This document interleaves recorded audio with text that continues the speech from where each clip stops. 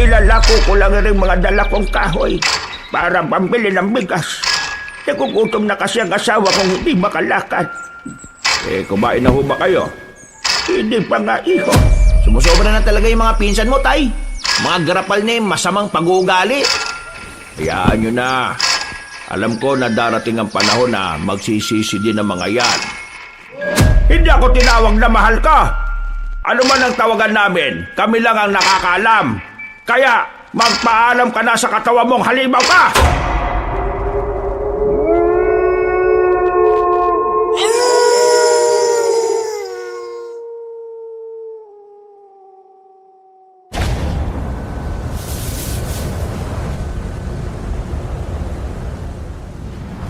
Nakita ko ang inyong magandang kalooban.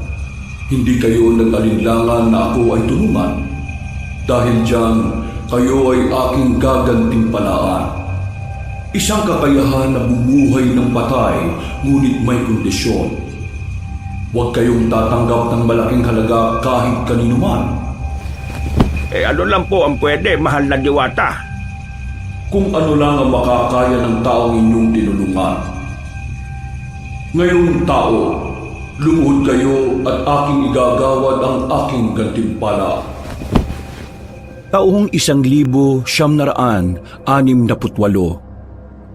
Mindanao. Sa lugar na kung tawagin ay lupang ipinangako.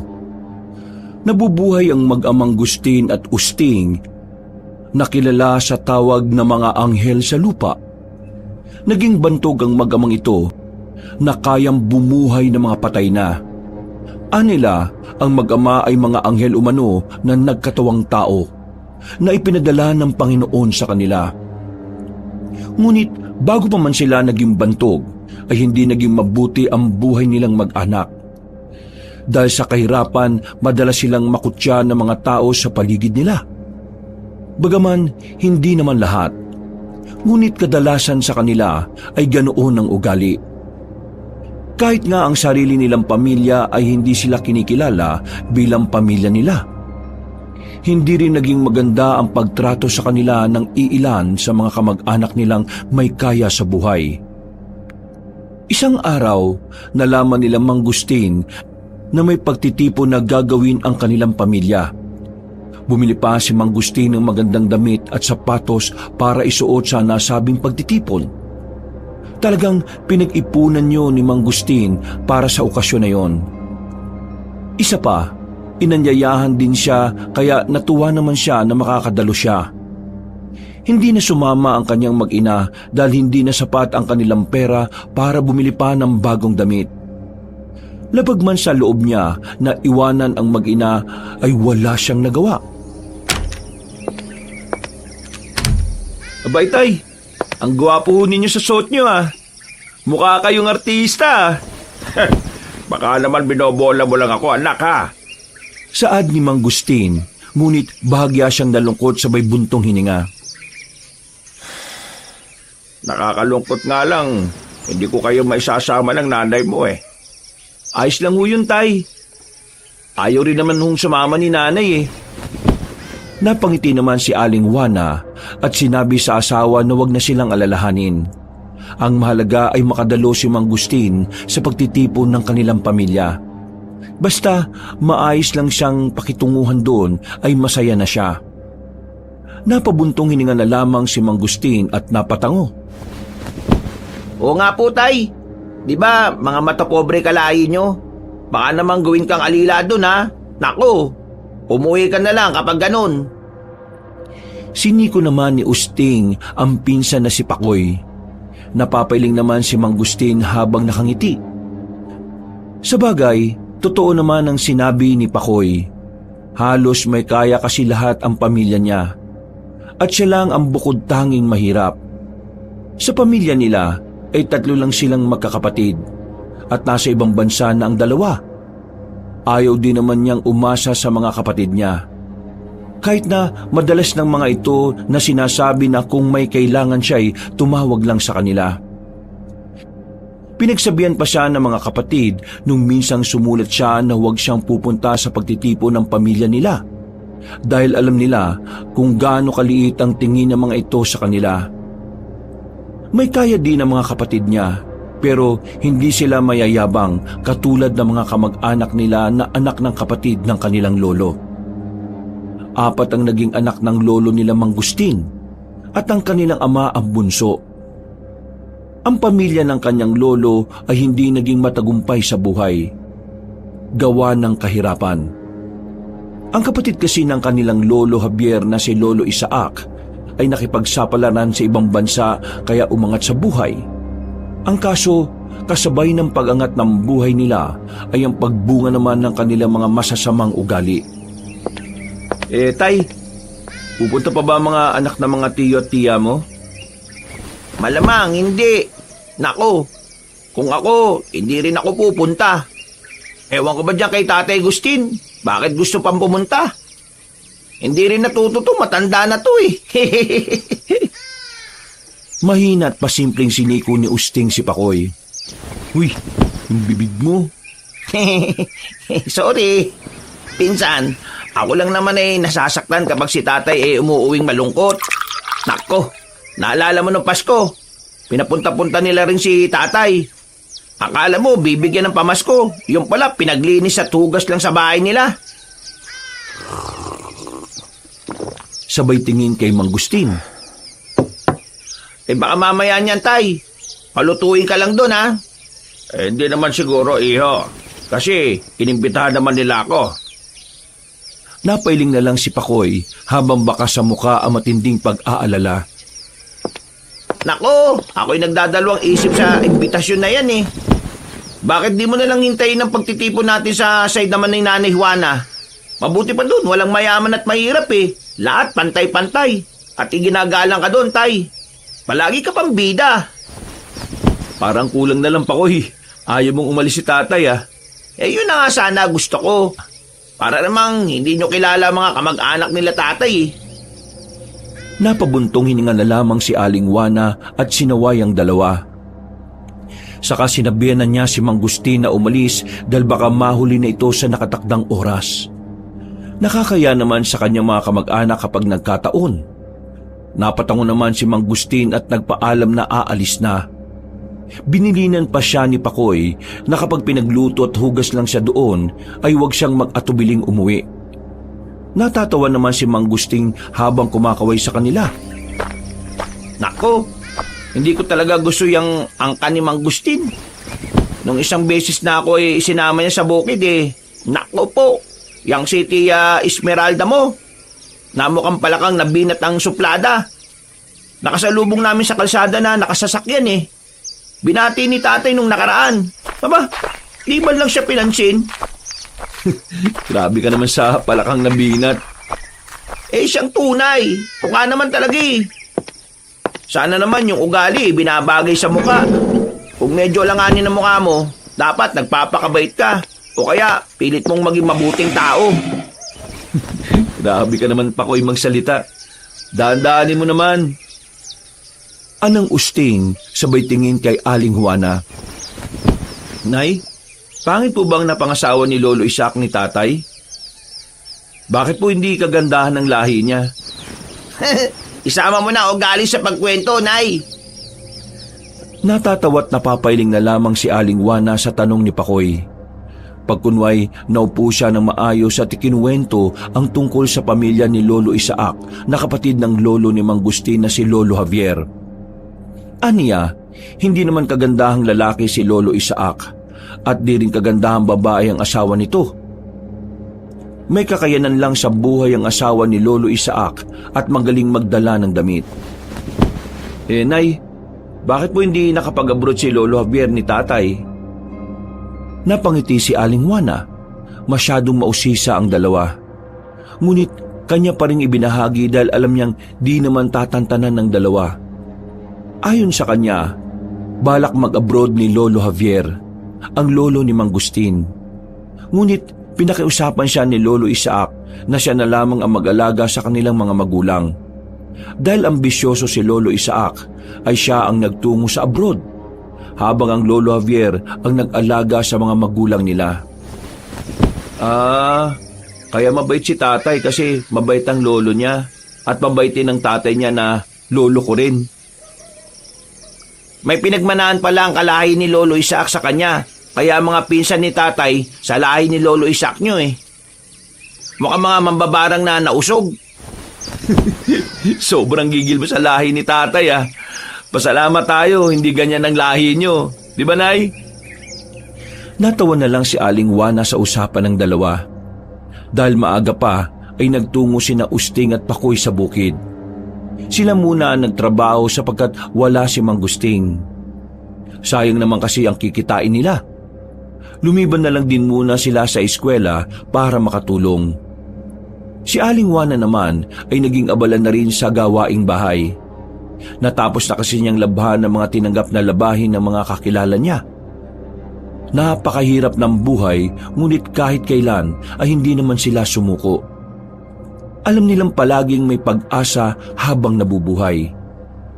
Kinagabihan, abala na sina Aling Juana para sa hapunan. Hindi na nila hinintay pa si Mang Gusting dahil baka nakakain na din naman ito. Mag-aalas 7 na ng gabi na makauwi ang haligi ng tahanan. Laglag ang balikat nitong pumapanhik sa kanilang hagdan at parabang pagod na pagod. Nagkatingin na naman sila Aling Juana at Usting habang si Pakoy ay napapailing na lamang. Wala ni isa man sa kanila ang gustong magtanong. Hinintay lang nila na si Mang Gusting mismo ang magsabi o magkwento kung ano ang nangyari sa dinaluhan nitong pagtitipon. Kumain na ba kayo? Aniya Mang Gusting sa malungkot niyang boses. Nagkatinginan pa sila bago sumagot si Aling Juana na kumain na sila. Tinanong pa sila ni Aling Juana kung kumusta ang kanilang pagtitipon. Naging maayos ba o masaya ba si Mang Gusting sa nag-aalalang boses? Napatingin pa siya kina Pakoy at Usting na matamalang na nakikinig. Napabuntong hininga lang si Mang Gusting na tila naiiyak habang nanatili itong nakayuko. Nag-alala naman si Aling Juana sa naging reaksyon ng asawa. Pasensya na kayo, Juana, mga anak. Wala man lang akong naiuwi sa inyo, ha? Humingi ako ng konting lechon para sana iuwi ko dito. Ngunit hindi nila ako pinagbigyan. Muntik na rin ako hindi makakain doon dahil ako nagluto at naghugas eh. Mabuti na lang mabait ang asawa ni Elma at Jane. Pinakain nila ako. Ang sama pala talaga ng mga ugali ng pamilya mo, tay. Sana nabulunan na lang silang lahat. Sinasabi ko na nga, Bi. Mga walang ya talaga yung mga kalahi mo, tay. Sarap ipanawagan sa mga santo na sana magkanda tay-tay sila sa kinain nila. Hayaan nyo na mga anak. Masama ang gumante. Hayaan na lang natin ang Panginoon ang gumante sa kanila. Tay, alam kong napakabait niyo eh. Pero tama sila Tia Helen at Tio Simon. Na huwag ka nang pumunta doon. Naabuso ka lang nila eh. Bakit kasi ayaw mong tanggapin ang tulong nila Tio at Tia? Napatingin naman si Mang Gusting kay Usting. Hindi galit na titig pero napapitlag ang binata sa paraan ng titig na yun ng ama. Tumayo si Mang Gusting kasabay ang kanyang malalim na buntong hininga. Ayaw ko lang anak na umasa. Ayaw ko silang abusuhin sa kabaitan nila. Saka lang ako hihingi ng tulong kapag kailangan na natin. Anang Mang Gusting, pagkatapos ay pumasok sa silid nila ni Aling Juana. Naluluhan namang napasunod ang ginang sa kanyang asawa. Maging siya ay nalungkot sa sinapit nito. Napapailing naman na umupo si Usting. Naawa siya sa ama na bumili pa ng mga bagong damit at sapatos para lang pagandaan ang araw na ito. Para maging kaaya-aya naman siya at hindi mukhang gusgusin kapag nagkatipon-tipon silang mag-anak. Ngunit pangmamaliit pa rin ang sinapit ng kanyang ama sa mga mata ng kanyang matapobreng pamilya. Alam ko, darating ang araw na lalapit din ang mga yan sa amin. Hindi man ngayon, pero darating ang panahon na yun. Wawa naman si tatay. Nagbihis pa siya ng magandang damit para lang sa okasyon na to. Tapos, pinagluto lang ng mga mukhang palaka niya kalahi. Natawa naman si Usting sa sinabi ni Pakoy. Oh, bakit ka natatawa? Grabe ka talaga makapaglarawan sa pamilya ni tatay eh, no? Palaka talaga. Bakit? Nagagandahan ka ba dun sa mga pinsan mo? Nakita mo ba yung si Maribel? Sana, naging pangalan na lang siya ano? Maganda pa yung pangalan sa mukha niya Nakita ko kahapon sa bayan. Naku po! Kung hindi lang nakakotse pag napunta sa eskwelahan akala mo nangunguha ng mga bote at baka lang tsure. Nagtawanan na lang silang dalawa. Dinaan na lamang nila sa katuwaan ng inis nila sa pamilya ni Mang Gustin. Halos hindi sila magkamayaw na dalawa kakatawa sa pinag-uusapan nila. Buong gabi nilang ginawang katatawanan ang mga anak at apo sa lahi ni Lolo Isaac na nila. Na kung hindi palakang nabinat, ay bruhang nausog naman ang paglalarawan nila. Kinabukasan, maagang nagising si Mang Gustin.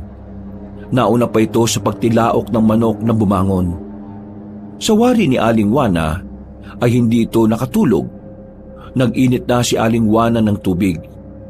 Kinuha pa niya ang salabat para ihalo sa kape ng asawa. Alam kasi niyang wala itong tulog. Gisingin mo na ng maaga yung dalawa nang makapasok na sila sa eskwela, ha?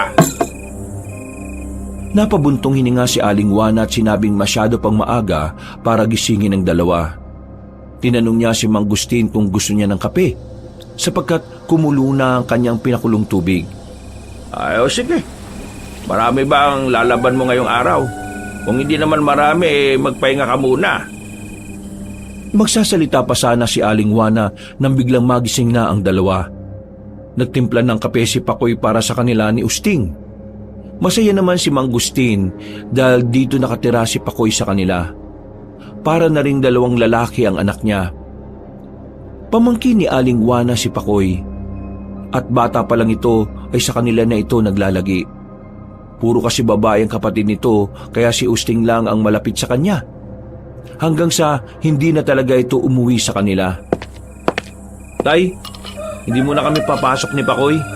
Tutulo. Ha? Hindi niya natapos ang sasabihin sapagkat agad na pinutol ni Mang Gustin ang dapat sana'y sasabihin niya. Pumasok kayong dalawa. Mahalaga ang pag-aaral.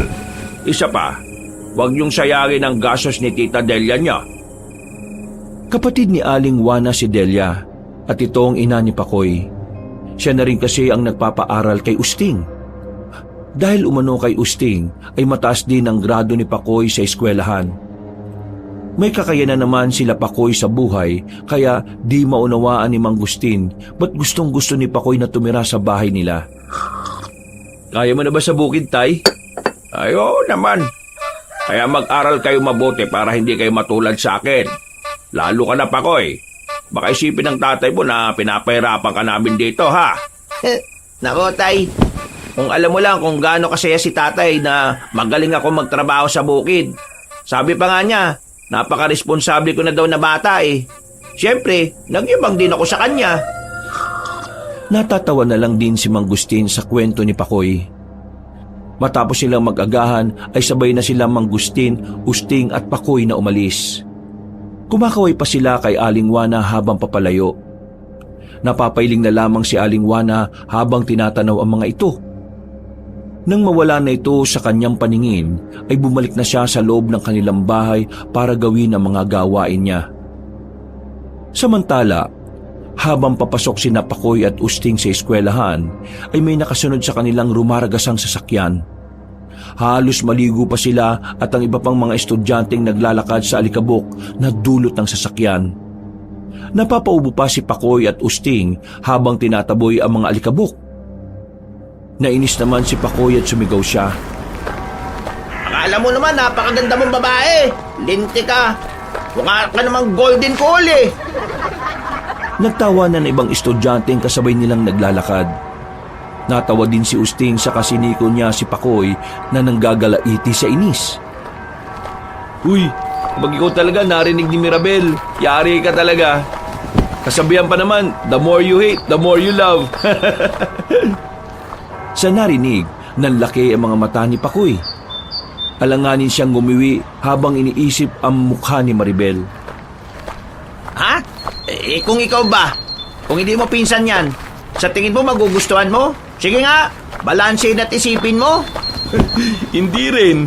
Maliban na lang siguro kung mukha akong pera at pera lang ang habol ko sa kanya. Naku, ako kahit mapera siya, hindi ko maatim na basta, kadiri! Nagtawanan na lang silang dalawa. Hanggang sa makarating sila sa kanilang silid-aralan ay si Mirabel pa rin ang kanilang pinag-uusapan na mauuwi na naman sa tawanan. Naging abala sila buong maghapon. Si Aling Juana sa kanyang mga labahin, si Mang Gustin sa bukid at sila Pakoy at Usting naman sa klase. Halos sabay ding nakauwi si Mang Gustin at ang dalawa. Naabutan pa nila si Aling Juana na nagtitiklop ng kanilang mga nilabhan. Dali-dali namang nagbihis ang dalawa para tulungan ng ginang. Nang makalabas sila, ay agad silang tinanong ni Aling Juana tungkol sa kanilang pag-aaral at sa nalalapit nilang pagtatapos. Pinayuhan pa sila nito na mag-aral ng mabuti at kaunting usad na lang ay matatapos na sila. Ay, mainam nay, at naitanong mo yan. Si Mirabel hindi nakapasa. Baka babalik siya sa susunod na pasukan. May 4 na bagsak yata. Naku, di mo ba narinig kanina? Sinabi daw ng mama niya na magbabayad sila sa eskwelahan. Baka mamaya magulat tayo. Naging valedictorian pa yan si Golden Cool eh. Nagtaka naman ng ginang kung sinong Golden Kuhul ang tinutukoy ni Pakoy. Eh sino pa ba nay? Eh di si Mirabel. Yun ang tawag sa kanya nitong si Pakoy eh. Natawa naman si Aling Juana nang malaman kung sino ang Golden Kuhol. Ngunit kalaunan ay sinuway din siya at pinayuhan ng ginang na hindi maganda ang nanlalait ng kapwa. Sa isip ni Pakoy, nagsasabi lang naman siya ng totoo. Kung hindi lang masasama ang mga ugali ng kamag-anak ng tiyuhin niya, hindi sana kukulo ang dugo niya sa mga yun. At isa pa, hindi magiging valedictorian yun. Kapag nangyari yun, masisira ang reputasyon ng eskwelahan. Marami tsak na magulang na magpoprotesta. Kalain mo, yung nasa last section ang kinuwang magiging valedictorian. Kaya malabo yun. Makakapasa, oo. Pero yung manguna siya, malabo yun. Eh, sa bagay, tama ka. Sa ikalawang section, pwede pa. At tayo yun. Nagtawanan na lang silang dalawa sa pinag-uusapan nila. Habang si Aling Juana at Mang Gustin ay napapailing na lang. Dumating na nga ang araw ng pagtatapos nila Usting at Pakoy. Buong pagmamalaki namang umakyat sa entablado ang kanilang mga magulang. Nagpasalamat naman si Delia kay Aling Juana at Mang Gustin sa paggabay nila kay Pakoy. Inanyayahan naman ni Delia at ng kanyang asawa ang pamilya nila Aling Juana na sa bahay na lang nila kumain. May inihanda kasi silang kaunting salo-salo na kanilang pagsasaluhan. Nagpasalamat naman sila at dumiretso na sa bahay nila Pakoy. Agad naman nagmano ang mga kapatid nitong babae kila Mang Gustin at Aling Juana. 1 taon nang lumipas buhat na makapagtapos sila Pakoy at Usting ay hindi na nag-aral pa sa kolehiyo ang huli. Habang si Pakoy ay nagpatuloy sa pag-aaral ng mekaniko. Gusto niya sanang dalawa silang mag-aral ngunit nahihiya na si Usting sa mga magulang ni Pakoy. Sinabi na lamang niya na tutulungan niya ang amang magtrabaho lalo na't matanda na ito. Tay, aalis na ba tayo? Ay sige nak, matatapos na rin ako dito. Pag-uwi ko galing sa paaralan ha, susunod agad ako dun sa bukid. Tutulungan ko kayo ni tatay. Ay nako, wag na. Dini ka na lang at tulungan mo si nanay magluto. Ha? Sigurado ka ba? Oo, sigurado ako. Ewan ko ba bakit nagmekaniko ka eh. Samantalang masarap ka magluto. Dapat nag-chef ka eh. Nakita mo ba yung katawan ng mga chef? Ayoko maging ganun oh. Okay na ako sa mekaniko. Nagiging macho sila. Loko ka talaga kahit kailan. O siya, mauna na kami. Natatawang saad ni Usting nang makitang palabas na ang ama. Agad naman nagpaalam si Pakoy kay Mang Gustin. Binilinan pa siya ng huli na mag-aral ng mabuti. Napatangon lang si Pakoy at nagpasalamat kay Mang Gustin. Habang naglalakad ang dalawa papuntang bukid, ay may isang matanda silang nakita na nakaupo sa isang ugat ng puno. Hinihingal ito tamblay na tamblay gawa na rin ng mainit na panahon. Agad namang nilapitan na mag-ama at tinanong kung kumusta ang kalagayan ng matanda. Lola, ayos lang po ba kayo? Nauuho ako, iho, at nagugutom. Kagabi pa ako dito. Pakiramdam ko hihimatayin na ako. Saan ba kayo galing? Sa malayong lugar pa, iho. Pakiramdam ko naligaw ako. Nagkatinginan na mag-ama sa sinabi ng babae. Muli silang napatingin dito nang umubo ito at tinawakan nito ang kanyang tiyan. Hindi man magsalita ang matanda, ay nalalaman na ng dalawa ang nais nitong ipahiwatig. Lola, pakiwari ko'y gutom na gutom nga ho kayo. Pagkuway, may kinuha siya sa kanyang dalang bayong at inabot sa matandang babae ang kanyang baon na nakabalot sa dahon ng saging. O Lola, pagpasensyaan niyo na po itong baon ko ha. At ang ulam ko po ginamos lang. Saad ni Usting, ang ginamos sa isang uri ng ulam sa Mindanao. May pagkakahawig ito sa bagoong. Mas mapusyaw lang ang kulay nito't hindi durog ang mga maliliit na isda. Napatingin naman na matanda sa inabot ni Usting, saka napatingin ito sa kanya. Ngunit, iyan baon mo Sige na ho, tanggapin niyo na. May baon naman ho ako rito At ito'y pagsasaluhan na lang namin ng anak ko. Napapatinging tinanggap na matanda ang baon ni Usting. Pagkatapos ay nagpasalamat siya. Inabutan din siya ni Mang Gustin ng tubig, bagay na muli niyang ipinagpasalamat. Sana ho mabusog kayo ng may lakas kayo maglakad ulit. Teka, saan ka mapunta ninyo? sa barangay Tabing Ilog. Ay, ganun ho ba? Abay malapit na ho kayo. Kasunod niya rin barangay na ang barangay Tabing Ilog na. Ay, ganun ba? Ay siya, maraming salamat sa inyo, ha? Ay, wala pong anuman, Lola. Kami po tutuloy na. Napatango muli at nagpasalamat ang matanda. Sinundan naman niya ng tingin ang papalayong mag-ama. Tunay ngang napakadalisay ng puso ng mga ito. Napangiti siya at nagpasya ng umalis, at kasabay ng hangin ay ang kanyang paglaho. Nagulat naman ang mag-ama nang makitang wala na matanda sa kinaroroonan nito. Nagkatinginan pa sila at parehong mababaka sa kanilang mga muka ang pagkagulat. At halos pareho silang nilukob ng kilabot nang umihip ang malamig na hangin. Abay, napakabilis na mong kumain na matandang yon. Tingnan mo't ang bilis na kapaglakad, oh. Oo nga, tay, ah. Sobrang sarap siguro talaga ng ulam natin. Tingnan nyo, ang bilis na kalakad ni Lola. Baka nga ho tumakbo pa yun kaya biglang nawala na Ay baka nga anak. Kawawa naman. Kagabi pa hindi nakakakain. Pero kahit papano lumakas naman siya sa binigay natin. Saad ni Mang Gustin sa anak na pareho nilang pinapalakas ang kanilang mga loob. Napapakamot pa si Usting habang pasimpleng hinahagod ang kanyang braso. Pakiwari niya'y nagtayuan lahat ng balahibo niya sa katawan. Nakalimutan na nilang mag-ama ang nangyari. Naging abala sila sa bukid at ginugulang oras sa pagtatrabaho. Napahintulang silang dalawa nang marinig ang boses ni Aling Juana. Nagtaka naman silang dalawa kung ano ang ginagawa ng ginang sa bukid. Napatingin si Mang Gustin sa araw. Saka lang niya napagtanto na mag-aalas 12 na pala ng tanghali. Nay, anong ginagawa niyo dito? Abay napakainit Tanong agad ni Usting na makalapit ang ina. Hinihingal pa itong ibinaba ang kanyang dalang bayong at ginawang pamaypay ang kanyang sombrero.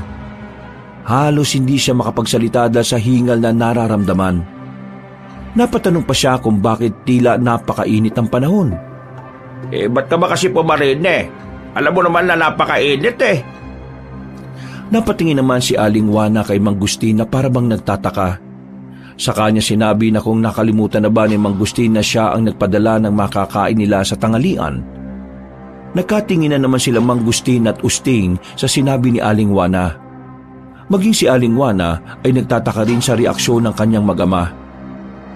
Parehong mababaka sa mga mukha nila ang pagkagulat at pagkalito sa mga nangyayari sa araw na yon. Ano nagpadala kami ng makakain? Paano kaya ka namin masasabihan nandito kami't abala sa pagbubungkal? Napapailing naman si Aling Juana at sinabi kay Mang Gustin na nag-uulyanin na ito. Nagtungo umano ang kapitbahay nilang si Mang Kanor sa bahay nila para sabihan siyang dalhan silang mag-ama ng makakain.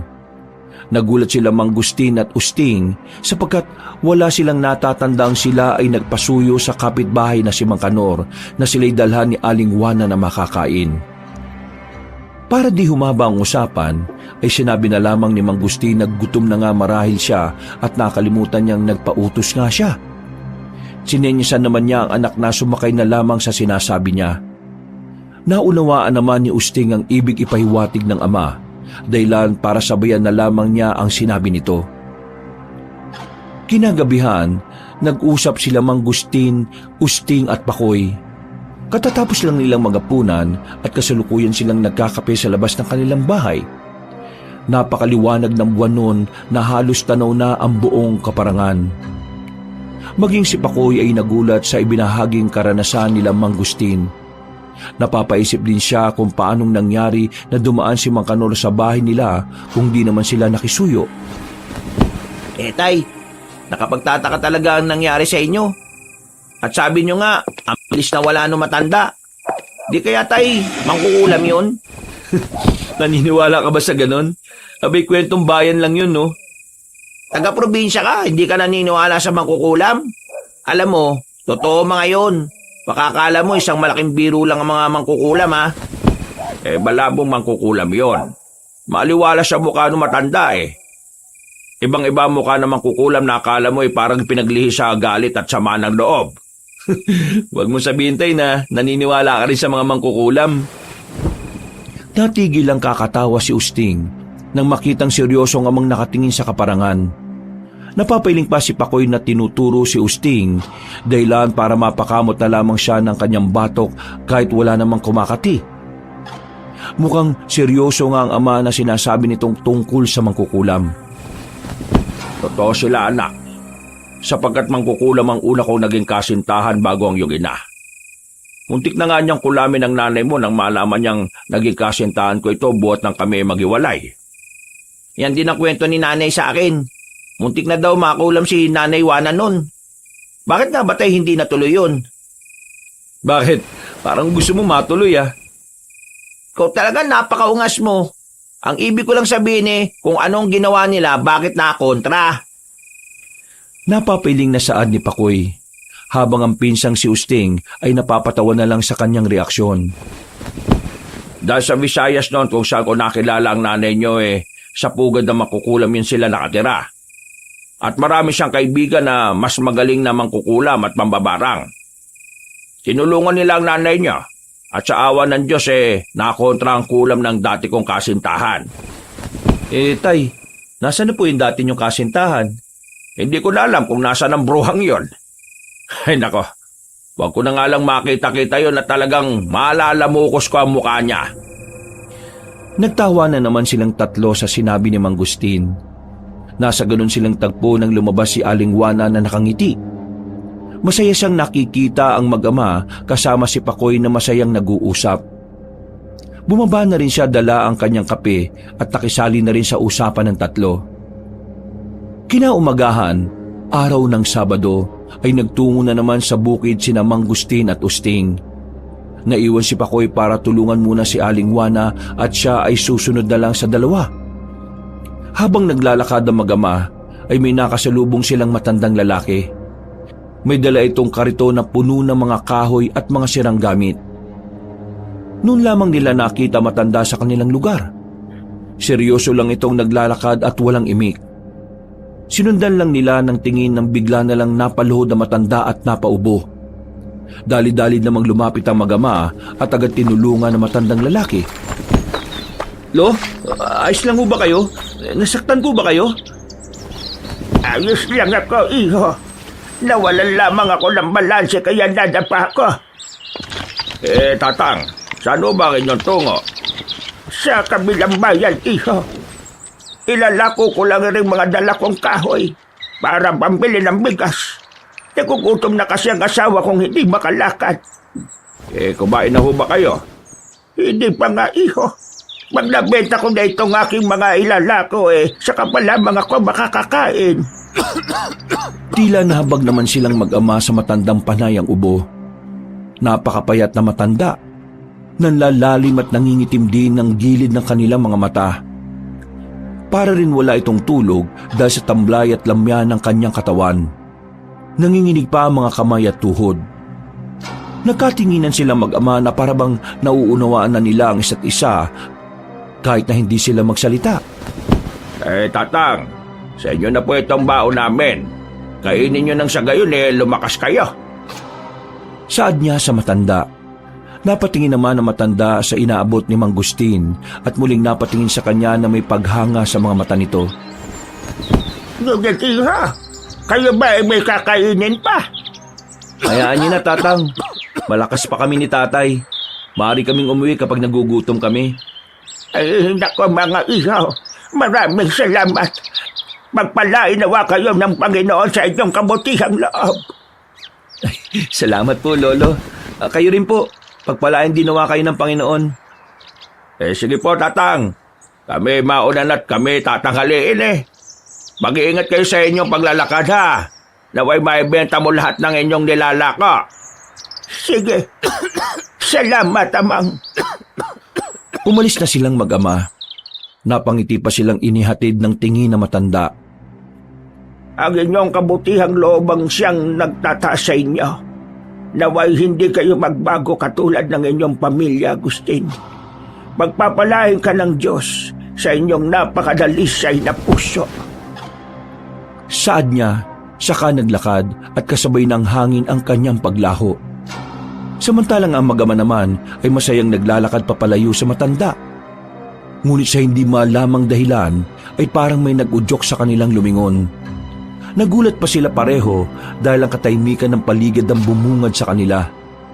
Malamyos na hangin ang dumampi sa kanilang mga balat kasabay ang pagtangay nito ng kaunting alikabok sa kalsada. Wala na matanda. Kahit anino nito'y hindi nila nakita.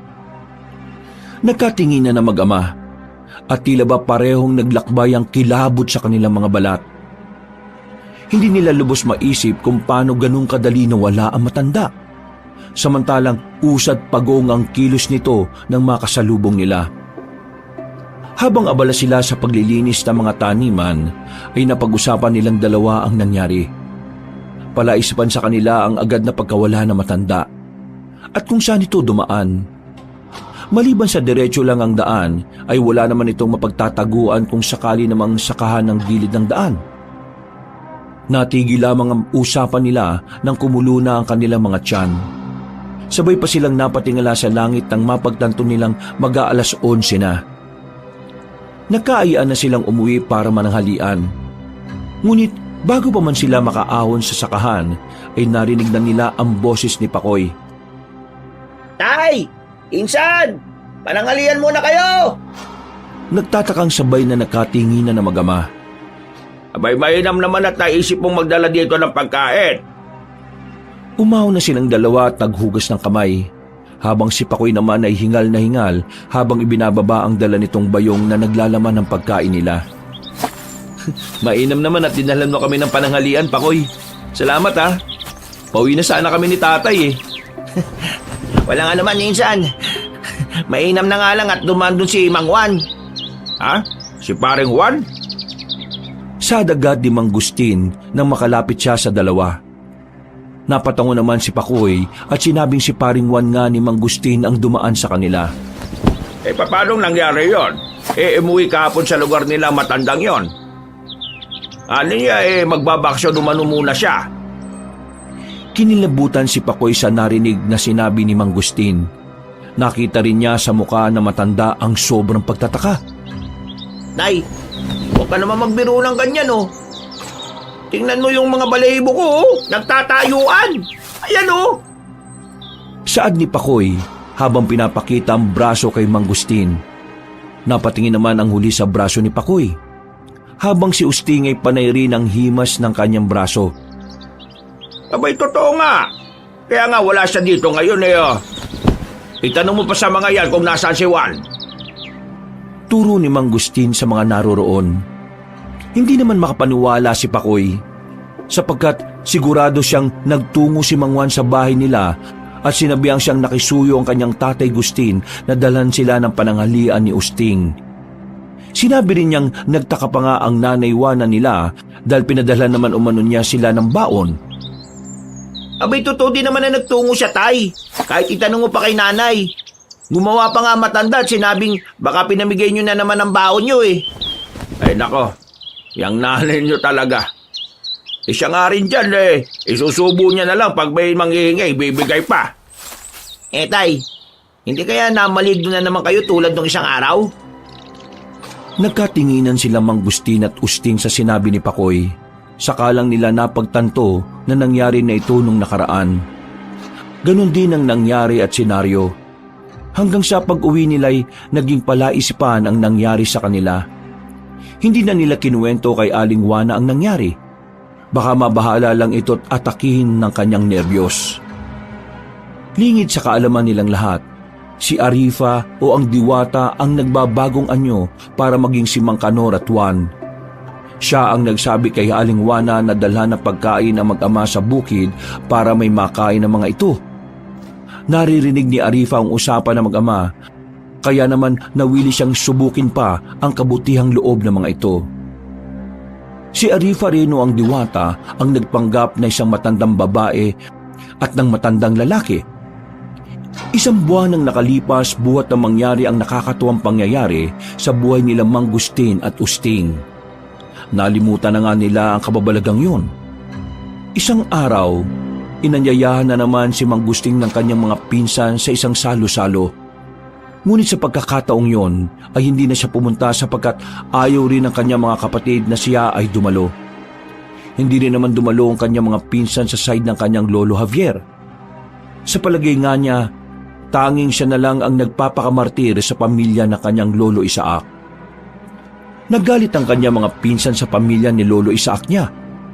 Pinagtanggol din naman siya ng kanyang mga pinsan sa lahi ni lolo Javier. Nag-away na ang kanilang pamilya at doon na naipasok ang salitang lait. Nilait sila ng mga pobre at walang narating kaya nararapat lang na taga-hugas lang ng plato ang mga angkan nila. Nang malaman ni Aling Juana ang nangyari ay naggalit ito. Agad naman siyang pinakalma ni Mang Gustin. Hayaan mo na sila, Juana. Kung papatulan natin ang ugali nila wala na din tayong pinagkaiba sa kanila. Ang mahalaga ay ang ating pamilya na lahi ni Lolo Javier. Sila naman ang totoong pamilya natin Tay, may rason naman ang nanay na magalit Masyado na kasi silang mga mapagmataas. Hindi rin naman nila pwedeng sabihin na walang narating ang angkan ni Lolo Javier. Kasi nariyan naman si Tia Helen at Tio Simon na may kakayahan din sa buhay. Hindi kasi mayabang na mga tawang tiya at tiyo mo. At yun ang bagay na pinagpapasalamat ko sa Diyos. Sumusobra na talaga yung mga pinsan mo, tay. Mga garapal na yung masamang pag-uugali. Hayaan nyo na. Alam ko na darating ang panahon na magsisisi din ang mga yan. Sa mga sumunod na araw ay nagtungo ang mag-ama sa bukid para kumuha ng kanilang sahod. Sa panahon noon, mura lang ang sahod sapagkat mura lang din ang bilihin. Hindi naman masyado silang bumibili dahil sagana sila sa taniman at mga hayop tulad ng mga manok at baboy. Ang sinasahod nilang mag-ama ay 2 piso at 50 sentimos hanggang 4 na piso. Depende pa yun sa dami ng kanilang mga nalinis. Sa isang buwan nila noon ay nakakasahod sila ng 45 hanggang 120. Ganyan kamura ang sahod pero napakalaki na ng halaga sa taong 1968. Nang sila ay pabalik na, ay may nakita silang bata na nakatayo sa daan. Tila ba may hinahanap ito? Nagkatinginan ang mag-ama at muling napatingin sa batang walang pakialam sa kanilang presensya. Nanatili lang ito na nakatayo at palinga-linga sa paligid na animoy may hinihintay. Nilapitan nila ang bata na sa wari nila'y nasa 7 taong gulang. O bata, anong ginagawa mo dito? Sino kasama mo? Wala po. Sagot ni Arifa na sa pagkakataong ito ay nag-anyong bata. Walang kaalam-alam ang mag-ama na ang mga estrangherong kanilang nakakadaupang palad ay isang nilalang sa kabilang mundo na walang kasarian. Nilalang na hindi matutukoy kung ano talaga ang kanyang tunay na pagkakakilanlan. Abay, nasaan ang iyong mga magulang? Bakit kanila iniwan dito sa dana mag-isa ka lang? Ang sabi ng nanay ko manatili lang po daw ako dito at wag aalis. Sa ganito kainit na lugar, hindi ba nila naisip na maaari kang lagnatin sa sobrang init? Saad ni Usting na napapatingin pa sa paligid dahil sa sobrang init ng panahon. Ang sabi lang po sa akin, Nina, bibili po siya ng makakain Kaya bumalik po siya sa bayan. Marahil, naawa na siya sa akin na maglakad ng napakalayo. Kawawa ka naman. Marahil gutom ka na. Eto, kainin mo ito. Bakit po niyo binibigay yan sa akin? Hindi po ba't pagkain niyo yan? Kung kukunin ko yan, ano po kakainin niyo? Huwag mo kaming alalahanin. Ang alalahanin mo yung tiyan mo. Alam namin ang pakiramdam ng nagugutom, no? Kaya tumutulong kami sa abot ng aming makakaya.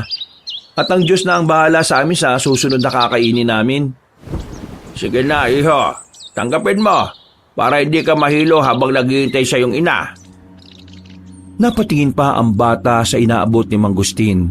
Saka ito napatingin sa kanya. Nakangiti naman ang matanda habang inaabot sa kanya ang tinapay. Sige na, iho. Tanggapin mo. Huwag ka mag-alala. Walang lason yan. Mabuti kaming tao at ang hangad lang namin ay makatulong. Napangiti naman ang bata at magalang na tinanggap ang tinapay. Bagya namang napangiti si Mang Gustin at inaya na si Usting na umalis na. Nagpaalam sila sa bata at akto ng tatalikod na magsalita ito.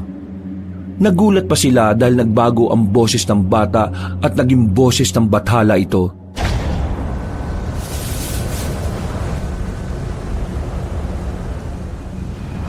Alam ko ang inyong kabutihan, Gustin.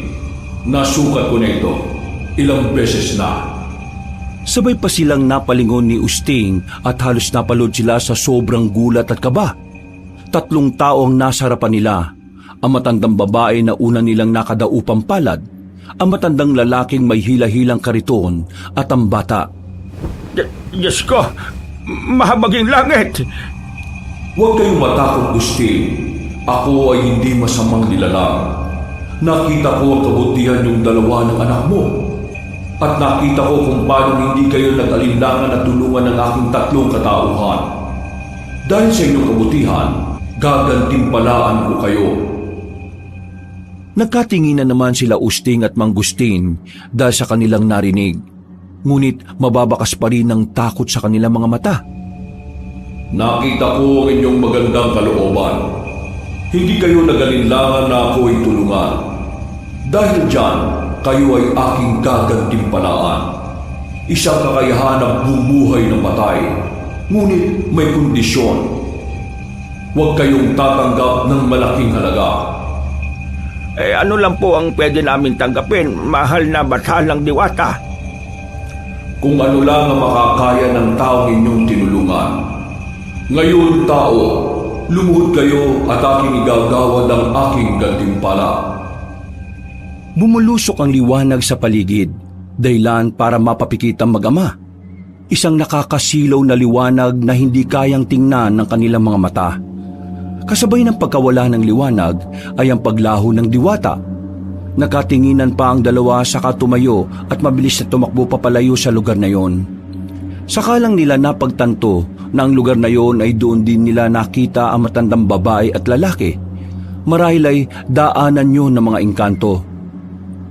Gulat na gulat sila Aling Juana at Pakoy nang makitang parang naguunahan sa pagtakbo ang 2. Animoy hinahabol sila ng 10 dyablo sa bilis na kanilang takbo. Malayo man ay nakikita nilang putlang-putla ang mag-ama. Halos sirain na nilang 2 ang pinto ng kanilang bakuran at naguunahan pa sila kung sino ang maunang umakyat sa kanilang bahay.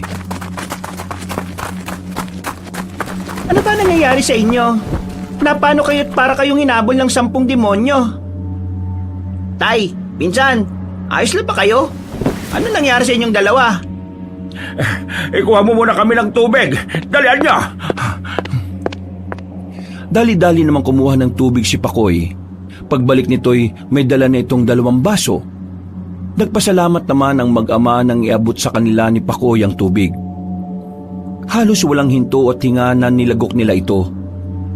Pupungas-pungas sila matapos uminom. Bumuga pa sila pareho ng malalim na buntong hininga. Nang makahinga na sila ng maayos, ay ikinuwento na nila ang kanilang naging karanasan.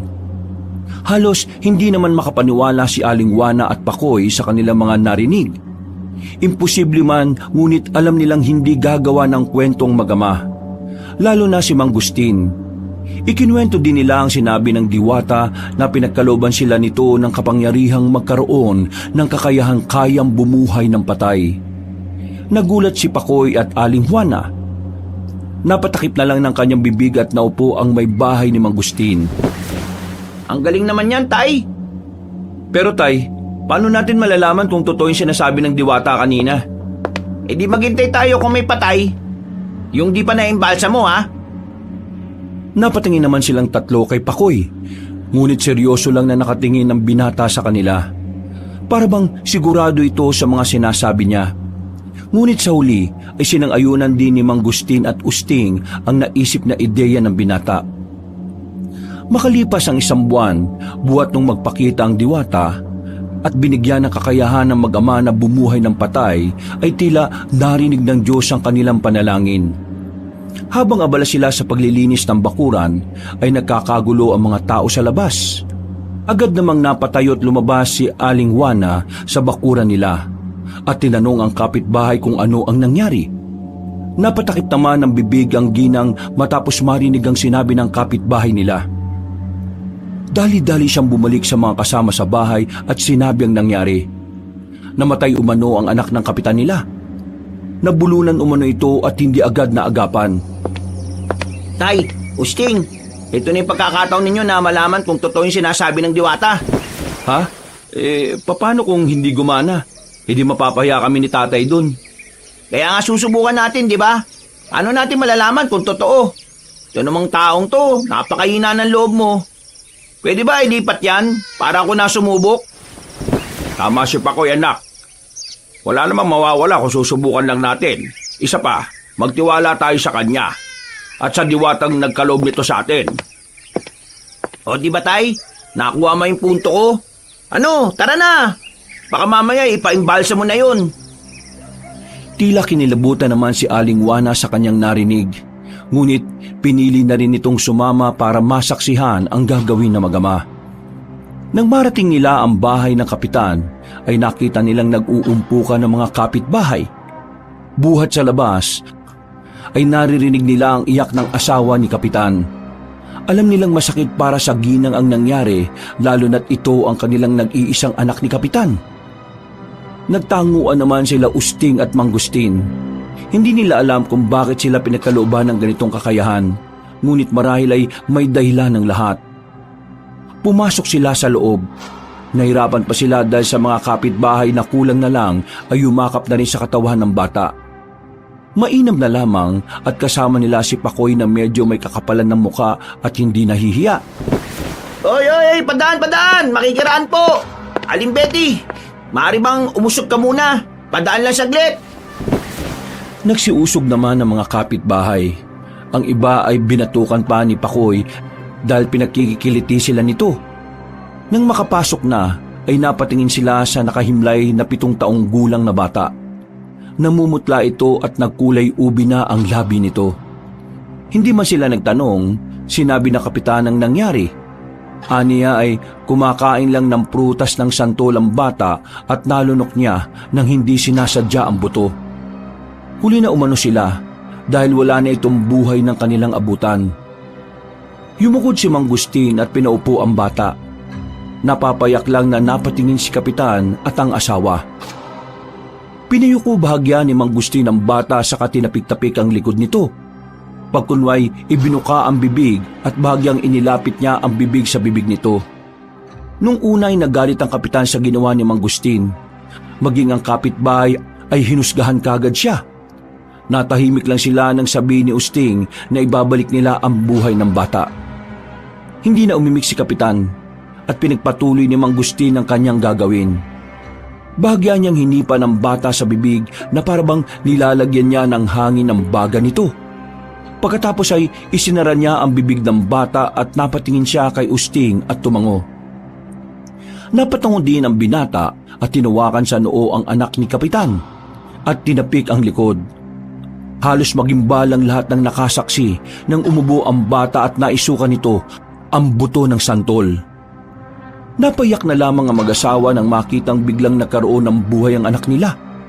Hinawakan ni Usting ang palapulsuhan nito hanggang sa nagbalik ang kanyang kulay. Lalo siyang napaiyak nang umiyak ang bata at tinawag ang kanyang mga magulang. Agad nila itong niyakap at nagpasalamat sila sa mag-ama.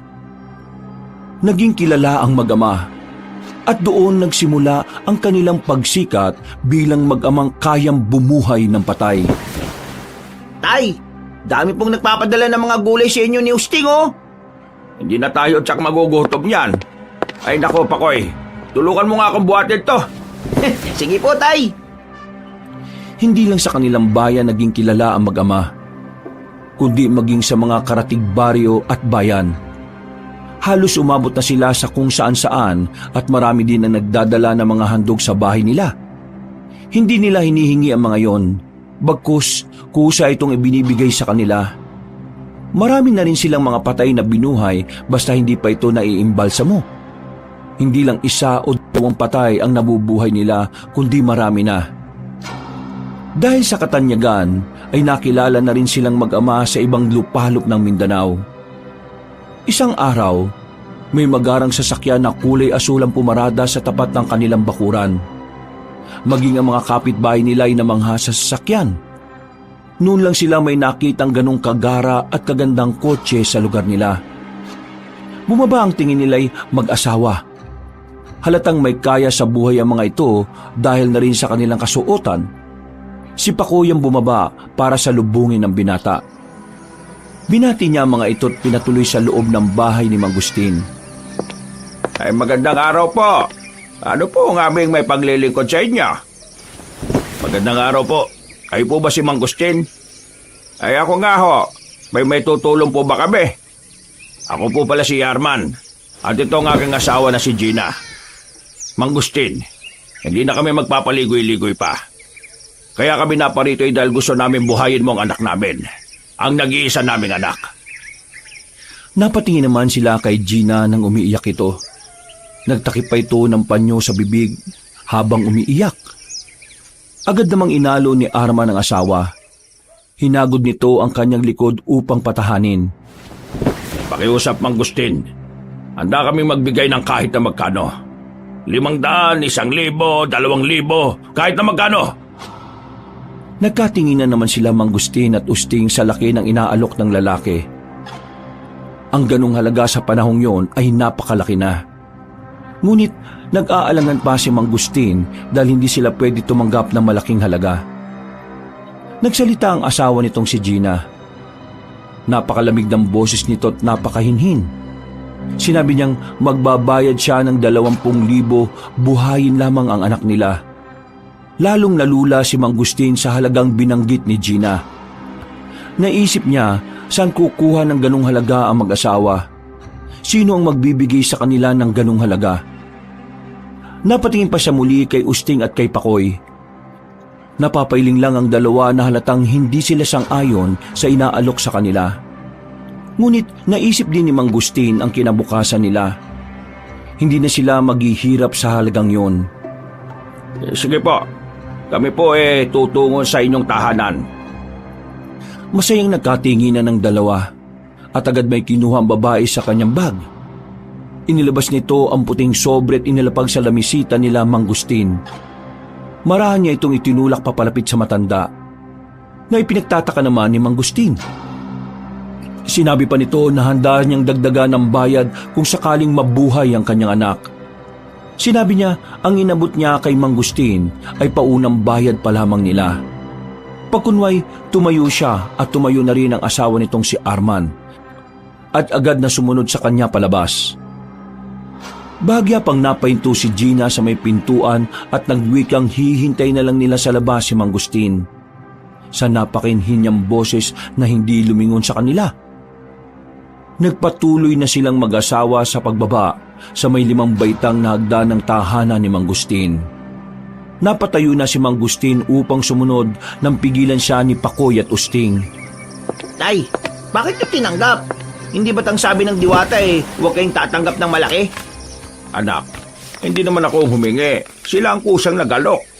Sayang din, hindi na tayo mahihirapan. Tara na, Usting, umalis na tayo. Tay, tama si Pakoy. Baka tayo maparusahan. Anak, aakuin ko ang parusa kung meron man. Para yan sa inyo, sa ating pamilya, para hindi na tayo kutsain pa. Maunawaan siguro ng diwata o ng Diyos.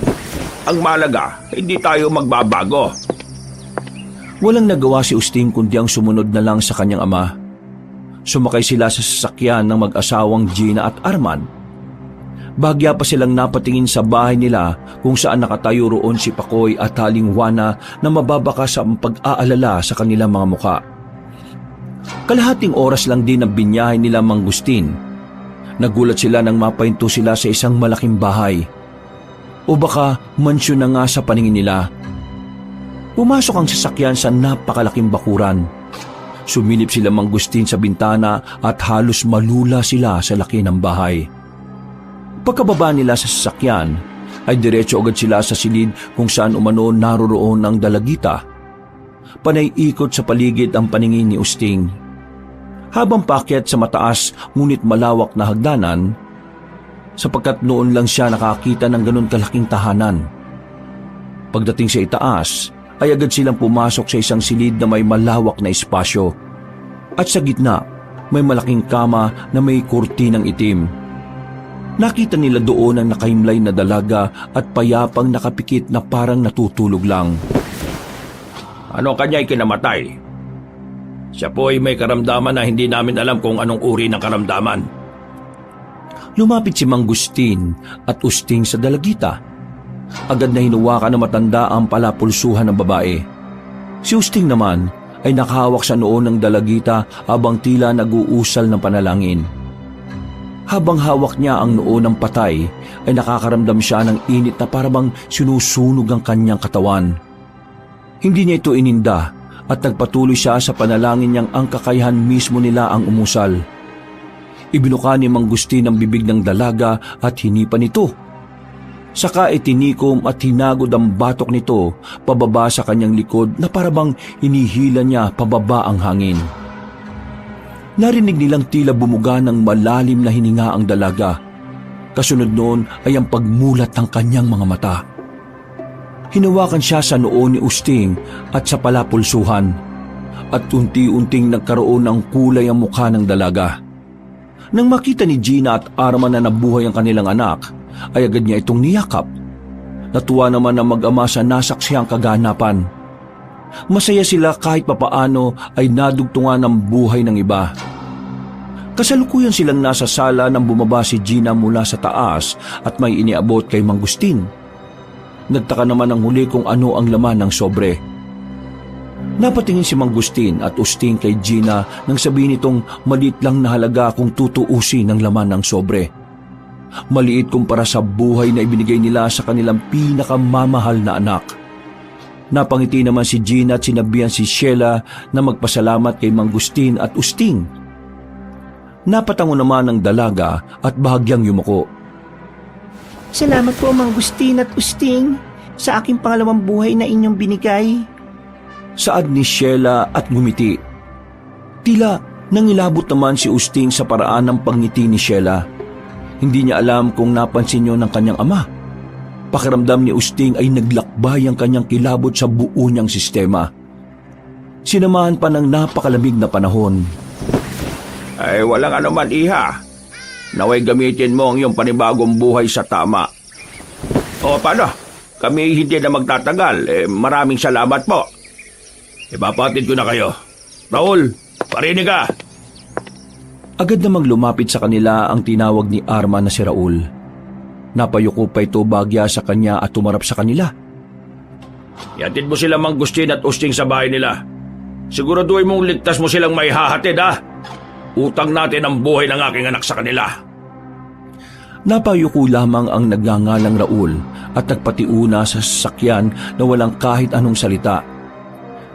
Nagtataka man ay magalang na nagpaalam si Mang Gustin at Usting. Sa kalahating oras na biyahe ay wala silang imikan na tatlo.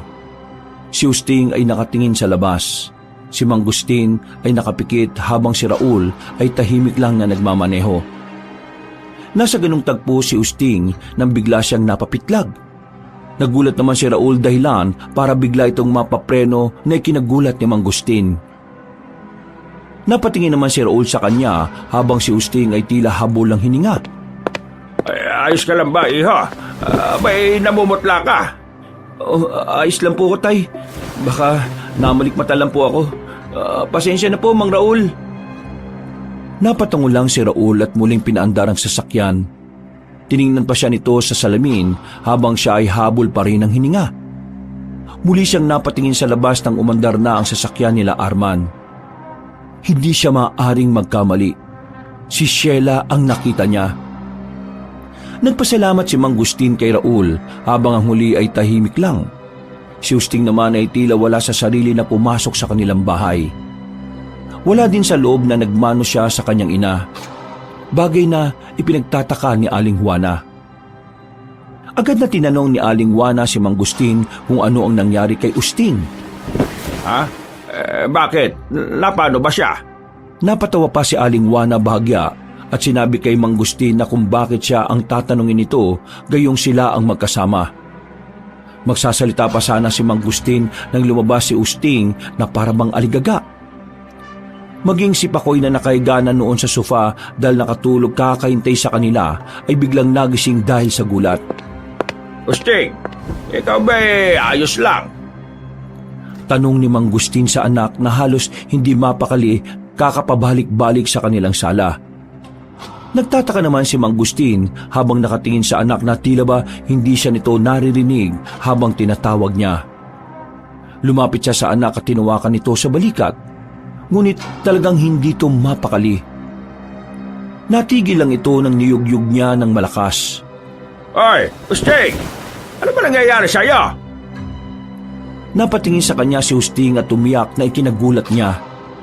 Maging si Pakoy ay napatayo na rin sa pagtataka dahil sa nangyari kay Usting. Nakabalik na mula sa kusina si Aling Juana at inabot ang tubig kay Usting. Nanginginig naman ang kamay ng binata habang iniinom ang tubig. Tay, mukhang nakamali tayo ng binuhay. Saad niyang naiiyak. Bagay na ipinagtaka naman ni Mang Gustin. Ano bang sinasabi mo? Ano nagkamali tayo ng binuhay? Kanina tay, habang pauwi tayo, nakatingin ako sa labas. Nakita ko si Sheila na mabilis pa sa sasakyan na tumatakbo. Tapos yung mukha niya tay, nakakatakot na parang halimaw. Napatakip ng bibig si Aling Juana, habang si Pakoy naman ay nanlalaki ang mga mata. Natahimik bahagya si Mang Gustin, ngunit pinili niyang palakasin ang loob ng anak. Anak, baka naman namamalikmata ka lang kanina. Sana nga tay, sana ho namalikmata lang ako. Pero hindi. Hindi mo ba napansin yung bahay nila kanina? Halos lahat kulay itim. Wala man lang ako nakitang ibang kulay maliban sa sasakyan nilang asul. Minaw ka nga muna, Usting. Umalma ka muna. Pinaupo ni Pakoy ang pinsan at pinakalma. Buong gabi na halos hindi sila nakatulog. Pakiramdam ni Usting, nakikita niya si Sheila tuwing pipikit siya. Hindi maalis sa isip niya ang nakakatakot nitong muka. Samantala, sa bahay nila Arman ay nakatayo silang mag-asawa sa Teresa ng kanilang tahanan. Hinihintay nila ang pagbabalik ng anak nilang si Sheila mula sa paghahanap ng pagkain. Walang kaalam-alam si Mang Gustin na isang aswang ang binuhay nilang mag-ama.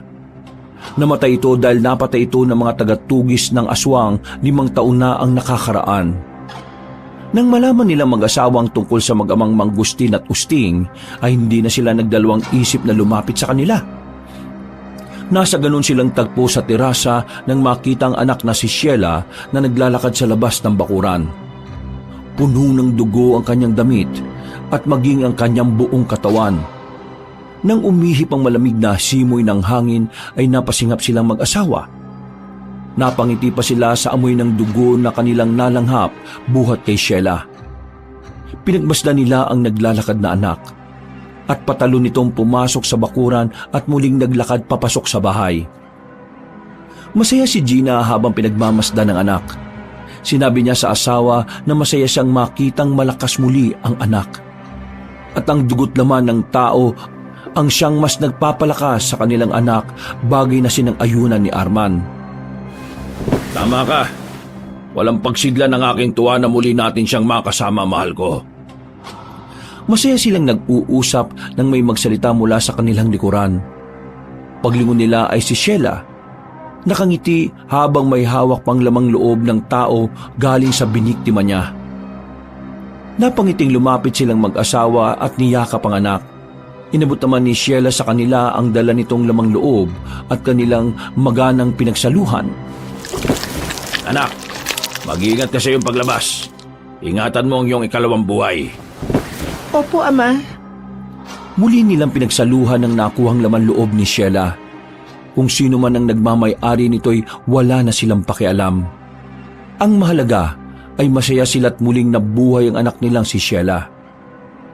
Kinabukasan, nagkagulo ang barangay nila Mangustin dahil natagpuan ang katawan ng lasinggerong si Ponce na halos wala ng laman ng katawan. Halos masok pa sila Pakoy nang makita ang kalunos-lunos na sinapit ni Mang Ponce. Kasalukuyan silang nasa bayan noon ni Usting at namimili ng kanilang mga kakailanganin sa loob ng kanilang bahay. Kawawa naman si Mang Ponce. Ano kayang hayop ang sumalakay sa kanya at gano'n ang kanyang sinapit? Aswang, hindi hayop ang may gawa niyan, kundi aswang ang may gawa. Ha? Paano mo naman nasabing aswang ang may gawa niyan?